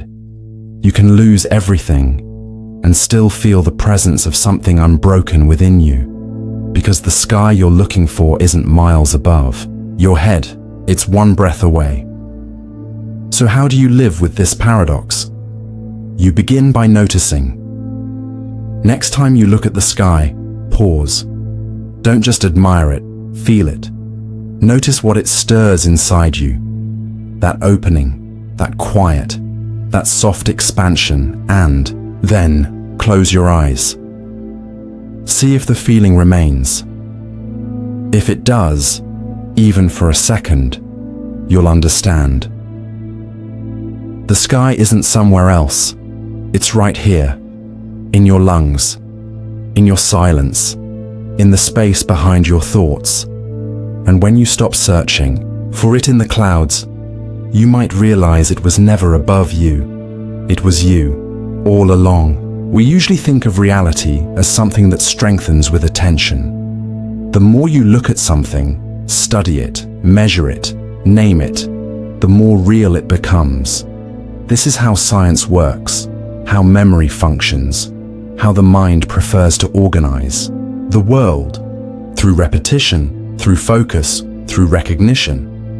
But what if the opposite were true? What if something became more real the moment you stop thinking about it? This is the paradox of the object that grew more real when forgotten. A contradiction that breaks our assumptions about attention and existence. It suggests that letting go rather than holding on may be what anchors something in reality. That the act of forgetting isn't disappearance, but a deeper integration. At first, it sounds like nonsense. How can anything grow stronger by being released? But you've likely lived this paradox in subtle ways. You lose something, a ring, a book, a favorite hoodie. You look everywhere, retrace every step, replay the memory again and again. It's gone. You give up. You forget about it. And then, one day, it appears. Not because you searched harder, but because you stopped searching. The object returned when you no longer needed it. The moment you forgot, it found its way back. But this paradox isn't just about lost items. It runs through memory, emotion, art, and identity. Think of a creative idea. Sometimes you obsess over solving a problem, cracking a design, finishing a line of dialogue, but nothing comes. So you walk away, you let it go, you stop thinking, you forget. Then, hours or days later, in the shower, on a walk, mid-conversation, the solution appears fully formed. It was never lost, it was becoming real behind the scenes. You forgot it, and that forgetting created space for it to return on its own terms. Or think about someone you once loved. You tried to hold on to the memory, photos, messages, replays in your mind. But the more you clung to it, the more the image began to blur. It grew heavy, faded, until one day you stopped remembering them so actively. And strangely, they returned. Not literally, but emotionally. They became real again, not as a person you longed for, but as a presence you had absorbed. The memory stopped living in your thoughts. It lived in you. Because sometimes, holding on keeps something external, and forgetting allows it to become internal. This is the hidden function of forgetting. It clears space for deeper forms of knowing. In Buddhism, this is echoed through the concept of non-attachment. The more tightly you grasp something, the more you distort it. But if you release the grip, not in indifference but in trust, what is truly yours remains. And it remains more purely because you're no longer trying to possess it. That's what makes this paradox so powerful. It teaches you that forgetting is not always a failure. Sometimes it's a portal, a door you didn't know you opened, because not all real things need your constant attention. Some things want to become real without you watching. There's a phenomenon in quantum mechanics that mirrors this. Certain particles exist in multiple states until they're observed. The very act of observing collapses the potential into a single outcome. The more you look, the less possibility remains. And in a strange way, the unobserved, the forgotten, exists in more expansive ways. Maybe that's how some truths work. Maybe that's how you work. You try so hard to define yourself, to remember every wound, every dream, every trait. You keep your identity sharp and clear, hoping it makes you real. But what if the self is like the object in this paradox? What if the truest version of you emerges only when you stop trying to hold on to it? What if forgetting who you think you are is how you become who you are? You stop remembering yourself and start being yourself. Not performing, not proving, just existing. Fully, naturally, real. So how do you live with this paradox? You learn to let go on purpose. You give yourself permission to forget, not out of neglect, but out of trust. Trust that what is meant to remain will remain. That what disappears may return in a deeper way. That what you forget might not be gone, just taking root somewhere you can't see yet. And you stop fearing the gaps in your memory. You stop believing that attention equals love. Because some of the things you love most don't need to be remembered every day. They live in your gestures, your choices, your way of seeing, and even when forgotten, they remain. Not as ideas, but as part of you. So next time you forget something, a dream, a thought, a version of yourself, don't panic. Let it go. Let it fall into the quiet and watch what grows in its place. Because some things become real only when you stop trying to remember them. Time is supposed to flow in one direction, forward, from past to present to future. A river that never stops, never loops, never waits. We live in its current. We measure it with clocks, calendars, and milestones. Everything we know ages, changes, fades. Time pushes it all forward. But what if something didn't move? What if time stopped? Not because it ended, but because it waited. This is the paradox of the time that waited at the end of time. A haunting and beautiful contradiction. It imagines a moment where time does something it's never supposed to do. Pause. Not because the world has ended, but because something sacred is about to begin. As if time itself is holding its breath. To understand this paradox, we need to first admit how deeply we fear time. We rush against it. We mourn its passage. We're obsessed with saving it, wasting it, filling it. And yet, no matter how we struggle, it keeps moving. It carries everything away. Youth, opportunities, people, even the present moment itself. We are taught to race against time. So the idea that time could wait feels both comforting and impossible. Have you ever had a moment that felt like that? Where time didn't just slow down, it stopped. You stood beside someone you loved, and everything froze. You heard the world go silent. The air thickened. Nothing moved. It wasn't just your perception. It felt like time itself had stepped aside. Just for a moment. Just to let that feeling live a little longer. It wasn't eternity. It wasn't forever.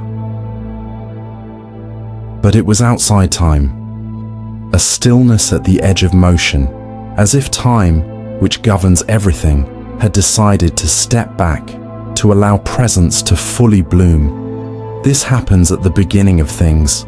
A first kiss, a birth, a decision that changes everything. But it also happens at the end. A final goodbye. The last breath.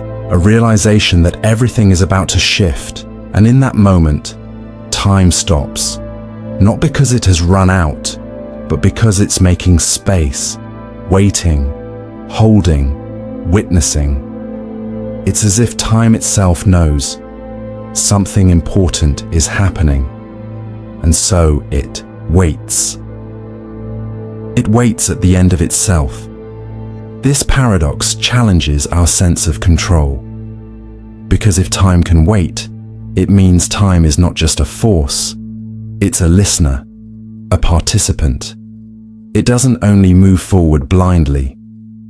Sometimes it pauses for what matters, for truth, for love, for transition. And if time can wait, maybe we can too. Maybe we don't have to rush. Maybe we don't have to race toward goals, endings, achievements. Maybe we can trust that the most meaningful moments don't need to be crammed in before the clock runs out. Maybe, just maybe, the clock will wait for us. Maybe we've misunderstood time altogether. What if time isn't a line? What if it's a loop or a breath? Something that expands and contracts, not on our command, but on its own rhythm. What if it bends around certain moments, circling them like sacred ground? What if the end of time isn't a collapse but a doorway, a moment where all timelines converge and everything that's ever happened and ever will happen exists at once? Mystics and physicists both toy with this idea. In some interpretations of cosmology, the universe might not end in fire or ice, but in a kind of graceful stillness, a final balance where entropy levels off and no further change is possible. No decay, no movement, no noise, a cosmic pause, not death, not destruction, just waiting. As if the universe itself reaches a point where there is nothing left to chase, and so it rests. And maybe in that final moment, outside the tyranny of ticking seconds, we return to something eternal, something that was never bound by time in the first place. This paradox invites us to stop fearing endings, to understand that what we call the end might be the place where something greater begins, where the rush is gone, where striving falls silent, where time no longer demands, no longer steals, no longer moves, but instead waits, patiently, lovingly, not for more events, but for more awareness, for presence, for you. So how do we live with this paradox? We begin by slowing down. We stop trying to outrun time, and instead, we start meeting it, not in panic, but in reverence. We treat moments not as checkpoints, but as altars. We listen for the moments when time seems to soften, those fleeting, breathless instants where something deeper is happening. And we trust those moments, because maybe those are the places where time is waiting for you to notice, waiting for you to become the kind of person who no longer fears endings, but welcomes the stillness on the other side. Because when time waits, it's not because something is over. It's because something sacred is about to begin. Desire is supposed to be simple. You want something, and the wanting pulls you forward. A goal, a person, a feeling. You see it, name it, crave it. Desire feels like movement, like hunger, like clarity. It burns from within and points outward. The object is there. The yearning is here. That's how the dance works. But what if desire doesn't exist until you can't have it? What if the thing you thought you wanted only becomes real the moment it's denied? This is the paradox of the desire that only existed when denied. The haunting contradiction that we often don't want something because it's meaningful, but because it's missing. That absence, not presence, is the fuel of longing. It shows up everywhere. Think of something, or someone, you didn't pay much attention to, until it was gone.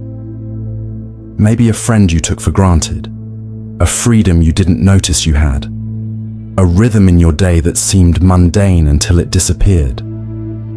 The moment it was taken away, it bloomed with meaning. You missed it, and that missing felt deep, powerful, almost sacred.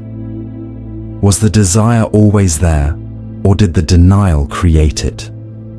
This paradox lives in memory and nostalgia, in heartbreak and craving, in art and ambition. It lives in the strange way the human mind wraps itself around the unavailable. What you can't touch becomes what you must touch. What you can't have becomes what defines your wanting. And here's where the paradox deepens. Sometimes, the moment you finally get the thing you longed for, the desire fades. The person you chased stops running, and the thrill vanishes. The dream job becomes routine. The prize doesn't feel like you thought it would, because part of what you were chasing wasn't the thing itself. It was the chase. The desire was animated by the distance, by the not having. The moment the distance closed, the desire collapsed. You didn't want the thing. You wanted the feeling of wanting, and when the thing arrived, the feeling left. This can be painful to admit. We like to believe that our desires are noble, authentic, anchored in truth. But many of them are rooted in illusion, in the lure of the forbidden, the unreachable, the almost. We romanticize what's withheld. We mistake denial for depth. It's why forbidden love feels more intense. Why artists often create their best work when struggling, not succeeding. Why spiritual enlightenment often feels more radiant in the seeking than in the finding. Desire, at its core, may not be about possession. It may be about projection. You take a part of yourself, your hope, your loneliness, your fire, and you project it onto something outside of you. That projection becomes radiant, and the more it resists you, the brighter it glows. But that glow is coming from you. The denial activates something you didn't know was there. It gives shape to a hunger that was previously unformed.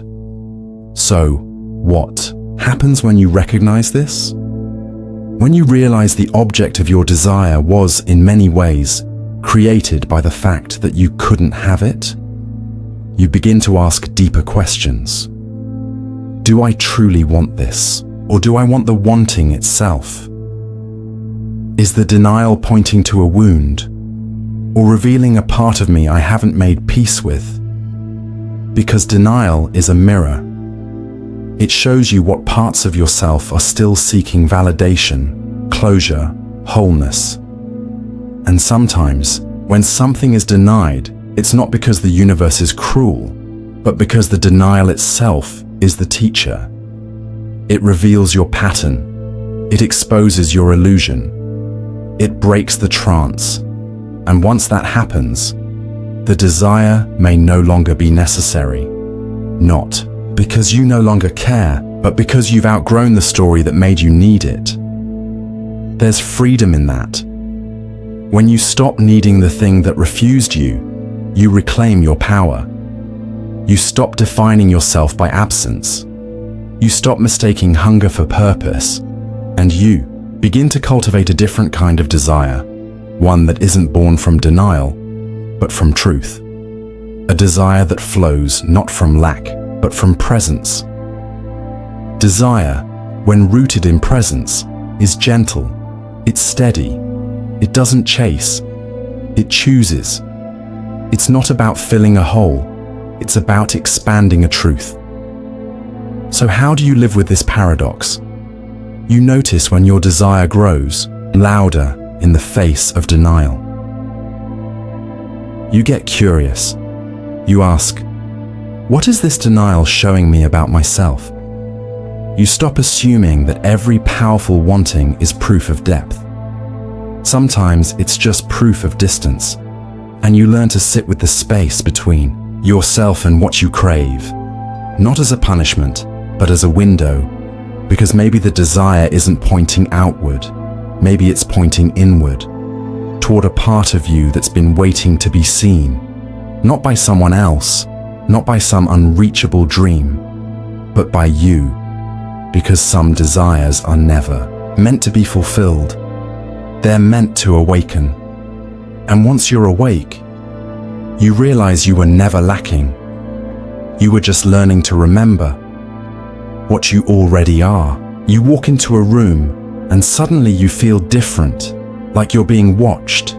You weren't aware of yourself a moment ago, not your posture, not your breathing, not your expression. But now, under some unseen gaze, you become hyper-aware. You adjust, you perform, you exist differently. But here's the twist. What if the watcher didn't exist until you were being watched? This is the paradox of the observer that wasn't there until observed. A haunting contradiction that turns the idea of perception inside out. It suggests that there are parts of consciousness, identity, and even reality that don't come into being until someone else is paying attention. In other words, the act of being seen doesn't just reflect who you are, it creates who you are. We think of the observer as someone separate, a distant eye, a camera, a scientist measuring from the outside. But what if observation is not passive at all? What if it's participatory? What if, in observing something, we're also creating it? This is more than metaphor, it's embedded in physics. In quantum mechanics, the famous double-slit experiment reveals a strange truth. Particles behave differently depending on whether or not they are observed. Left unmeasured, a particle moves like a wave, occupying multiple positions at once, but the moment you observe it, the wave collapses into a single point. The particle chooses a path. Observation doesn't just reveal behavior, it defines it. Now, apply this to people, to yourself. Have you ever noticed how different versions of yourself show up depending on who's around? You're funny with one person, serious with another. You're quiet in one room, outspoken in the next. Are you pretending? No, you're responding. Your identity is in constant flux, shaped, in part, by how others perceive you. But this paradox takes it further.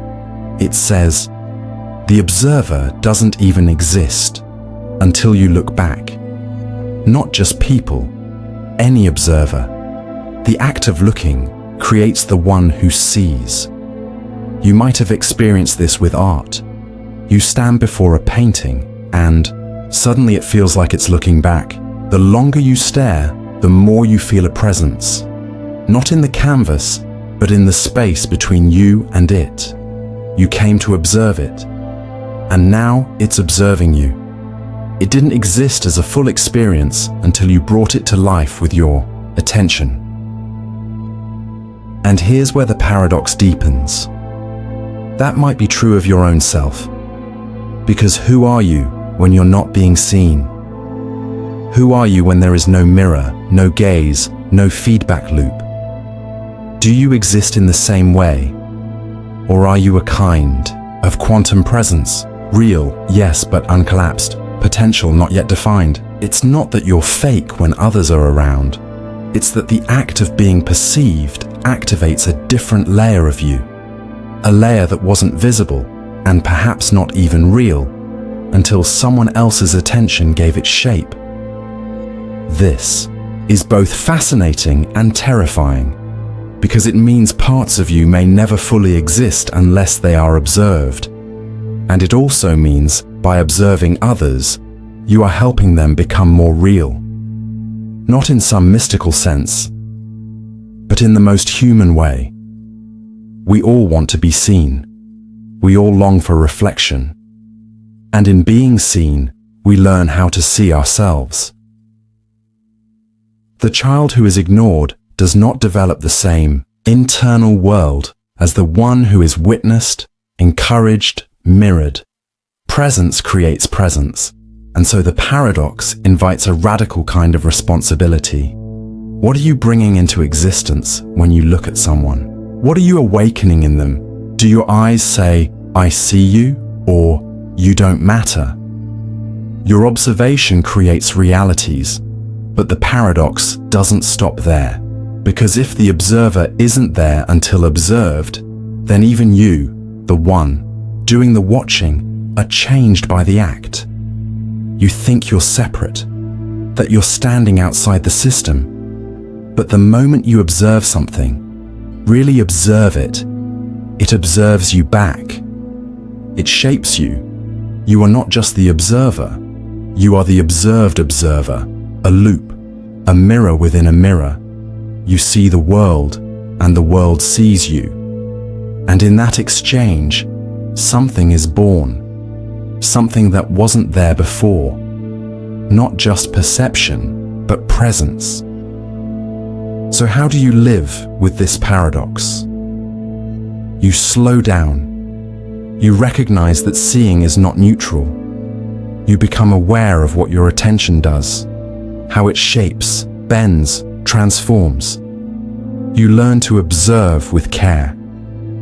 To see others, not just with curiosity, but with compassion. To watch without domination, to witness without judgment. And you also learn to be seen, not just as a performance, but as a gift. To let yourself be activated by someone else's gaze. To let parts of you wake up that have been sleeping in the dark corners of your unobserved self. Because in being seen, you don't just become visible, you become real, and so does the one who sees you. Because the observer that wasn't there until observed was always waiting for you to notice. A silhouette is supposed to be simple. It's the dark outline of a shape, a shadow made visible by light. It tells you something is there, even if you can't see the details. It's the body's proof in absence. A human form backlit by sunset, a figure cast on the wall, a presence without presence. But what if the silhouette didn't match anyone? What if it didn't belong to anything? This is the paradox of the silhouette that belonged to no one, a haunting contradiction that turns the rules of perception inside out. It suggests there could be a sign of something with no source, a shadow without a self, a trace of a being that never existed or no longer does. At first it feels like a ghost story. You walk into a room and on the far wall a silhouette, human, unmistakable. But when you turn around, no one is there. You're alone. And yet, the outline remains. Who cast it? Where is its origin? And if there's no one there, why is it still visible? This paradox unsettles us because we trust shadows. We trust silhouettes. They are signs that something real stands nearby. But what if that trust is misplaced? What if we are surrounded by echoes of things that never were? We experience this in emotional life all the time. You meet someone new, and they remind you of someone else. Someone you lost, or never had, or only imagined. You project a shape onto them, a silhouette, a sense of familiarity. It feels real. But the person you're seeing isn't who you think they are. You're chasing a shadow. Or maybe you've walked through your own life feeling like a silhouette, seen only in outline, defined only by contrast. People know your role, your image, your idea, but not your depth. You're visible, but not real. Present, but unheld. The paradox deepens, because sometimes the silhouette doesn't belong to no one. Sometimes it belongs to everyone, and therefore to no one in particular. Its archetype, its memory, its dream. It's the shape we all recognize but no one claims. The absent father, the future self, the lover we never met. These silhouettes haunt us not because they're real, but because they could be. They represent the almost, the might have been, the what if. And in that sense, they become more powerful than real people. Because they can't disappoint us. They can't contradict us. They are the perfect outlines. Clean, silent, undefined. And that's the danger. Because chasing silhouettes means chasing meaning without substance. You fall in love with someone's potential. You mourn a life you never lived. You idealize an identity you haven't yet stepped into. You see the shape, but you don't know what's inside it. You're drawn to the shadow, but not the thing itself. And here's where the paradox becomes transformative. Because there is truth in the silhouette. Not as proof of something real, but as an invitation. It asks, what would you fill this shape with? If this shadow were yours, what would it contain? If this absence were made present, what would it look like? The silhouette becomes a space, a question, a doorway, not a lie, but a longing. And sometimes the longing is more honest than the facts. So what do we do with this? We begin by noticing the silhouettes we chase. We ask, who does this really belong to? Am I seeing someone? Or am I seeing an outline I've been carrying in my mind?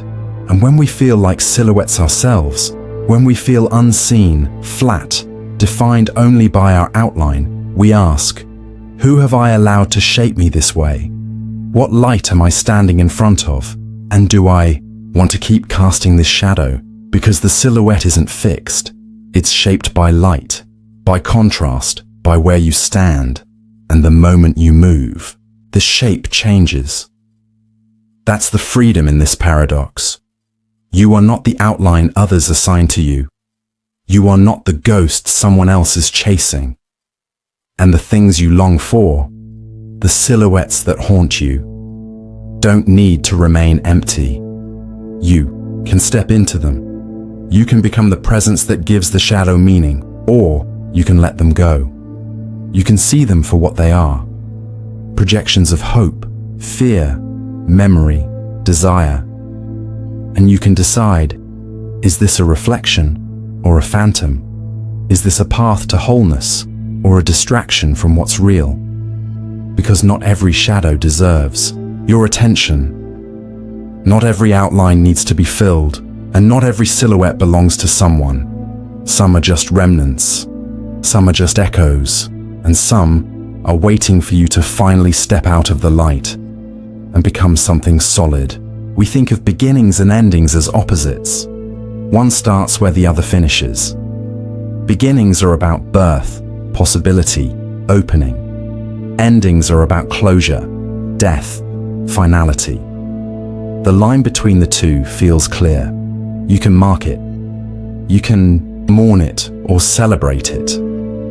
It's the rhythm we've been taught to live by. But what if that line isn't so clear? What if some beginnings don't happen until after the ending? This is the paradox of the beginning that started after it ended.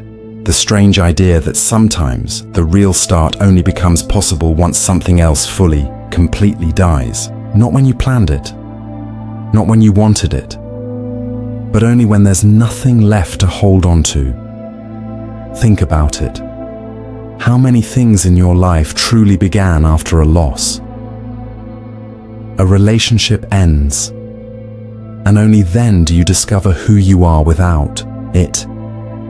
You're fired from a job, and only then do you find work that actually matters. You hit rock bottom, and only then do you realize you've been climbing the wrong mountain. The ending felt like failure, but it was the only door the beginning could walk through, because as long as something still lingers, a hope, a maybe, a fragment of the past, the new can't fully take shape. It's like trying to build a house on a foundation that's already cracked. You need the demolition first. You need the end to be real. This paradox doesn't romanticize endings. It doesn't say they're painless or easy, but it does suggest that what we call the end might be the first honest place we've stood in years. Because only in endings do illusions fall away. Only in endings do we stop pretending. Only in endings do we finally face the truth.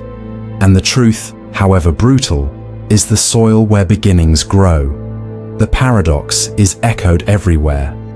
In nature, a forest fire devastates the land but enriches the soil for new growth. In mythology, the phoenix burns, and only then does it rise. In heartbreak, the moment you let go is the moment your heart starts to beat for something else. But here's where it gets more disorienting. Sometimes the ending feels final, but the beginning has already started. You just don't see it yet. It's unfolding in the background, quietly, without your permission. The person you will become is already waiting in the wings, rehearsing lines, building strength, growing wiser, while the curtain is still falling on your old life. The ending and the beginning aren't 2 points. They're a loop, a circle, not a door that opens once another shuts, but a hallway where both coexist, overlapping in time, echoing each other, whispering back and forth across the threshold. And that's why beginnings can feel so strange. They don't arrive like they do in books, neatly labeled with a chapter 1. They often look like confusion, like grief, like stillness, like nothing. But inside that stillness, something is starting. You just don't recognize it yet. You're still looking backward, thinking the story is over. But the story has just begun. This paradox teaches patience, because beginnings born from endings don't always announce themselves. They grow underground. They need time, space, quiet, and most of all, your trust. Trust that even though everything is over, something is quietly beginning. Even if it hasn't introduced itself, even if it doesn't look like a new beginning at all. It may look like exhaustion, like empty hands, like silence. But sometimes, the seed of your future is planted in the soil of absolute stillness. You just have to let it root. So how do you live with this paradox? You learn to bless the ending, not to enjoy it, not to rush it, but to honor it. You give it your full attention. You let it break you, if it must. Because only when something ends fully, can something new begin fully. You don't reach for the next chapter too quickly. You sit in the blank space. You let it echo. You trust that the beginning has already started, even if you can't name it. And when it shows itself, it won't come with fanfare. It will come quietly. Maybe in a deep breath you didn't expect. Maybe in the way the light feels different on your skin one morning. Maybe in a single word that lands in your chest and makes you realize, I'm ready. Not because you forced it, but because the ending finally ended. And in that empty place, the beginning began. Logic is supposed to be the bedrock of truth. The clean, orderly method we use to build arguments, test theories, and understand reality. It's the language of math, philosophy, and science. A system of steps designed to lead from uncertainty to clarity. Logic is where we go when everything else feels unstable. But what happens when logic undoes itself? This is the paradox of the logic that collapsed under its own proof. A contradiction where the very system designed to support reason ultimately reveals its own limitations. Where the pursuit of certainty leads not to answers, but to a kind of breakdown, a strange echoing silence where clarity once stood. It's unsettling, because we like to believe that logic is airtight, that with enough time, effort, and intelligence, we can explain anything. But this paradox reminds us that some truths cannot be explained, not because they are false, but because they are beyond the structures we use to define truth in the first place. Let's begin with an example from mathematics. In 1931, logician Kurt Gödel published his famous incompleteness theorems, which shook the foundations of logic itself. He proved that in any consistent formal system capable of doing arithmetic, there are statements that are true, but cannot be proven within the system. Let that sink in. There are truths that logic cannot prove. Statements that are real, but unreachable by logic's own rules. And even more haunting, if a system can prove every true statement, then it must be inconsistent, meaning some of its proofs would be wrong. So logic is forced into a paradox. If it's complete, it's flawed. If it's flawless, it's incomplete. Either way, the very structure collapses inward. This isn't just a mathematical curiosity, it's a philosophical tremor. Because if logic can't contain all truth, then what else might it be missing? What else have we built on foundations that cannot hold? You can feel this paradox in everyday life. Have you ever tried to explain a feeling, only to realize that the explanation kills the emotion? You say, "I'm sad because," but the reasons sound hollow. The more you try to justify the feeling logically, the more disconnected you become from the feeling itself. Logic was supposed to help, but it collapses under the weight of what it cannot hold. Or think about morality. Ethical systems are often built on logic. Do no harm, maximize good, follow consistent rules. But when those rules meet reality, they twist. What happens when doing harm to one saves many? What happens when the greater good conflicts with individual dignity? Suddenly, logic turns on itself. The rules contradict. The answers vanish, and we're left in the grey space. The very place logic was supposed to rescue us from. The paradox becomes personal, because if logic is the tool we use to define identity, purpose, meaning, and that tool breaks, then what are we left with? Are we anything more than patterns? Are we anything less than mysteries? This paradox doesn't ask you to abandon logic. It isn't advocating for chaos or ignorance. Rather, it invites you to respect the boundary, to realize that logic is a map, not the territory, a language, not the reality itself. And like any language, logic has limits.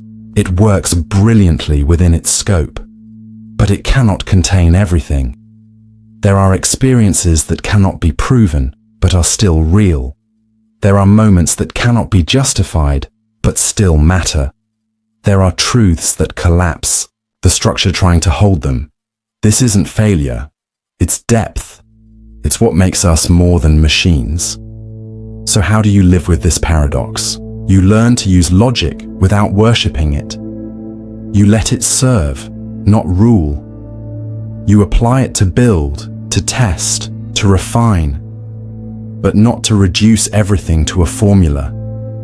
You accept that some of the most important parts of life cannot be solved.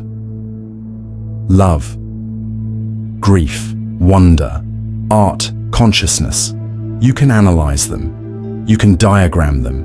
But the moment you try to prove them, you lose what made them alive.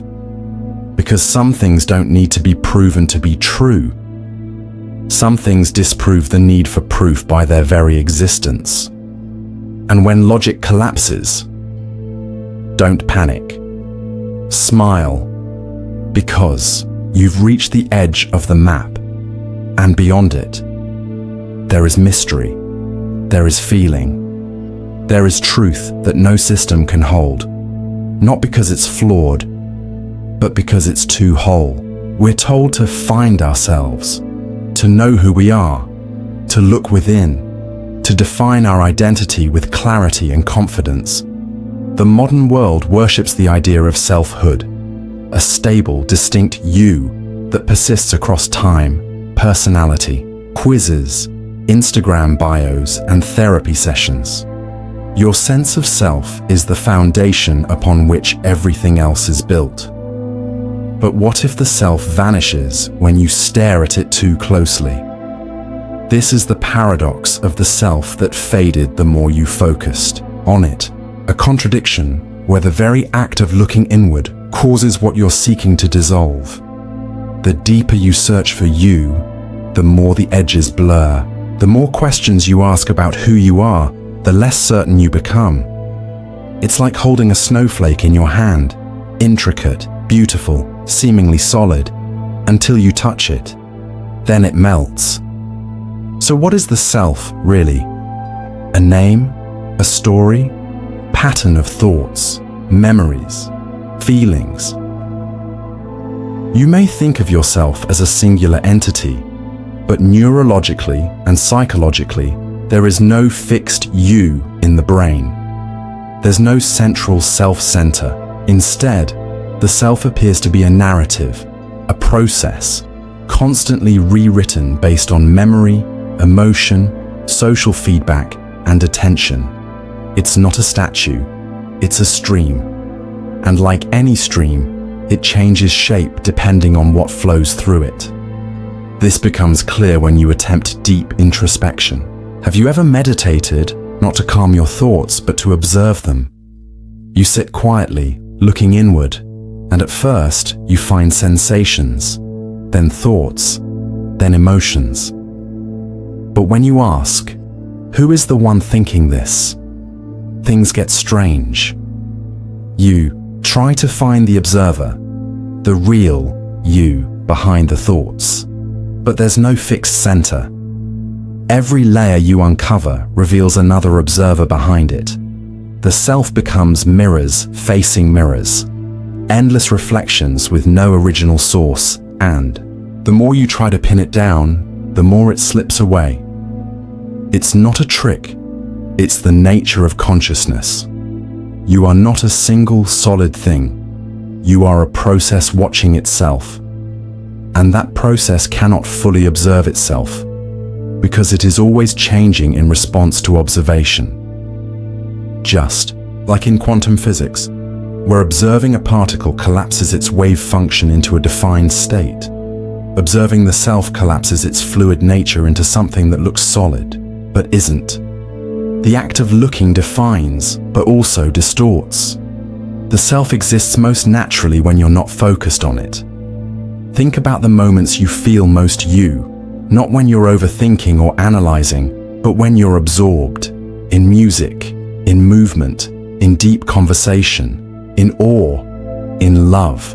You vanish, and yet you feel more alive than ever. That's the paradox. When you stop trying to be yourself, you become yourself, because the self isn't something to find, it's something to forget, just enough so it can flow. This is echoed in spiritual traditions around the world. In Buddhism, the concept of anatta refers to non-self, the idea that there is no permanent, unchanging identity. The self is seen as an illusion, held together by attachment and clinging. In Zen practice, enlightenment isn't about discovering the true self. It's about realizing there was no fixed self to begin with. Even in psychology, the healthiest forms of identity are fluid. People who overly fixate on who they are tend to suffer more from anxiety, rigidity, and disconnection. Those who allow their sense of self to evolve are more adaptable, more creative, and often more at peace. But letting go of the self is scary. We've been taught that to lose yourself is to lose everything. That without a clear you, there's no direction, no meaning, no value. But maybe that's the illusion. Maybe the self isn't the source of meaning, but the container for it. And when that container becomes too rigid, it stops allowing anything new in. That's what happens when you over-focus on yourself. You become a museum exhibit, static, preserved, unchanging. But life doesn't happen in the museum. Life happens in the movement, the mess, the surrender. So how do you live with this paradox? You stop trying to define yourself in every moment. You stop staring so hard into the mirror, hoping to see something permanent. You let the self be soft, flexible, unfinished. You realize that who you are isn't a sentence, it's a song. A melody that changes depending on the instrument, the listener, the moment.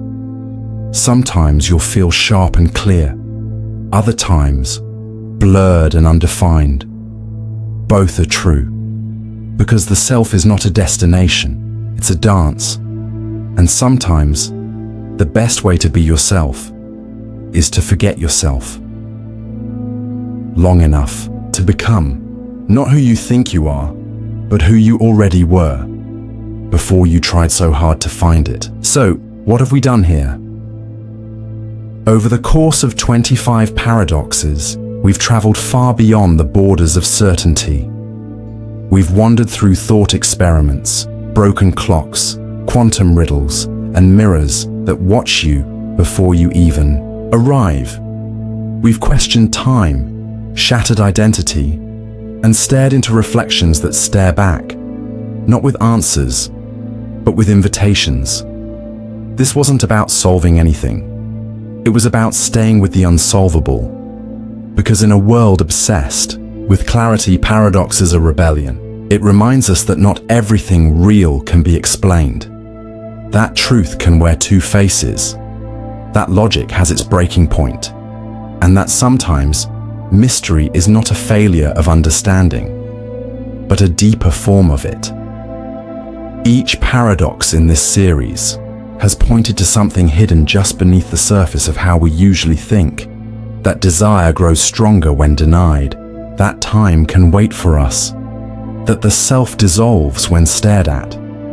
That some answers only exist when we stop trying to find them. That even forgetting can make something more real.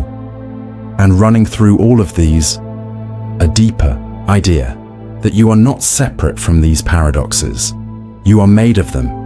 You are the thing that thinks and watches thought, the person chasing dreams that evaporate the closer you get, the mind that splits to observe itself and dissolves in the process, the traveler walking a road that only builds beneath your feet. You are the question that cannot be answered, because you're also the one asking it. And maybe that's what these paradoxes have really been about.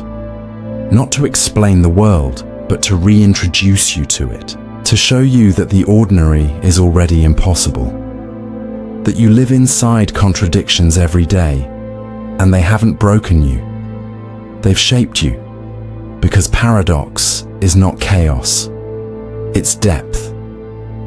It's the proof that reality is not flat, that truth isn't a line, but a spiral. That meaning doesn't arrive neatly, but sideways, through silence, through feeling, through the things you only understand after you stop trying to. So what do you do now, standing at the end of this long and winding path? You do exactly what the paradoxes taught you. You stay curious. You stop racing toward resolution. You let reality be strange and beautiful and unsolvable. You stop fearing the dark corners of your own thoughts. You give yourself permission to be incomplete, not as a flaw, but as a design. Because there is wisdom in not knowing. There is freedom in not needing the answer. There is magic in the places where reason gives way to awe. And in those moments, when logic cracks, when understanding slips, when the story folds back on itself, you are not lost, you are home. Because paradox is not the end of thought, it is where deeper thought begins. So take a breath, step gently. The mystery is still here, and so are you.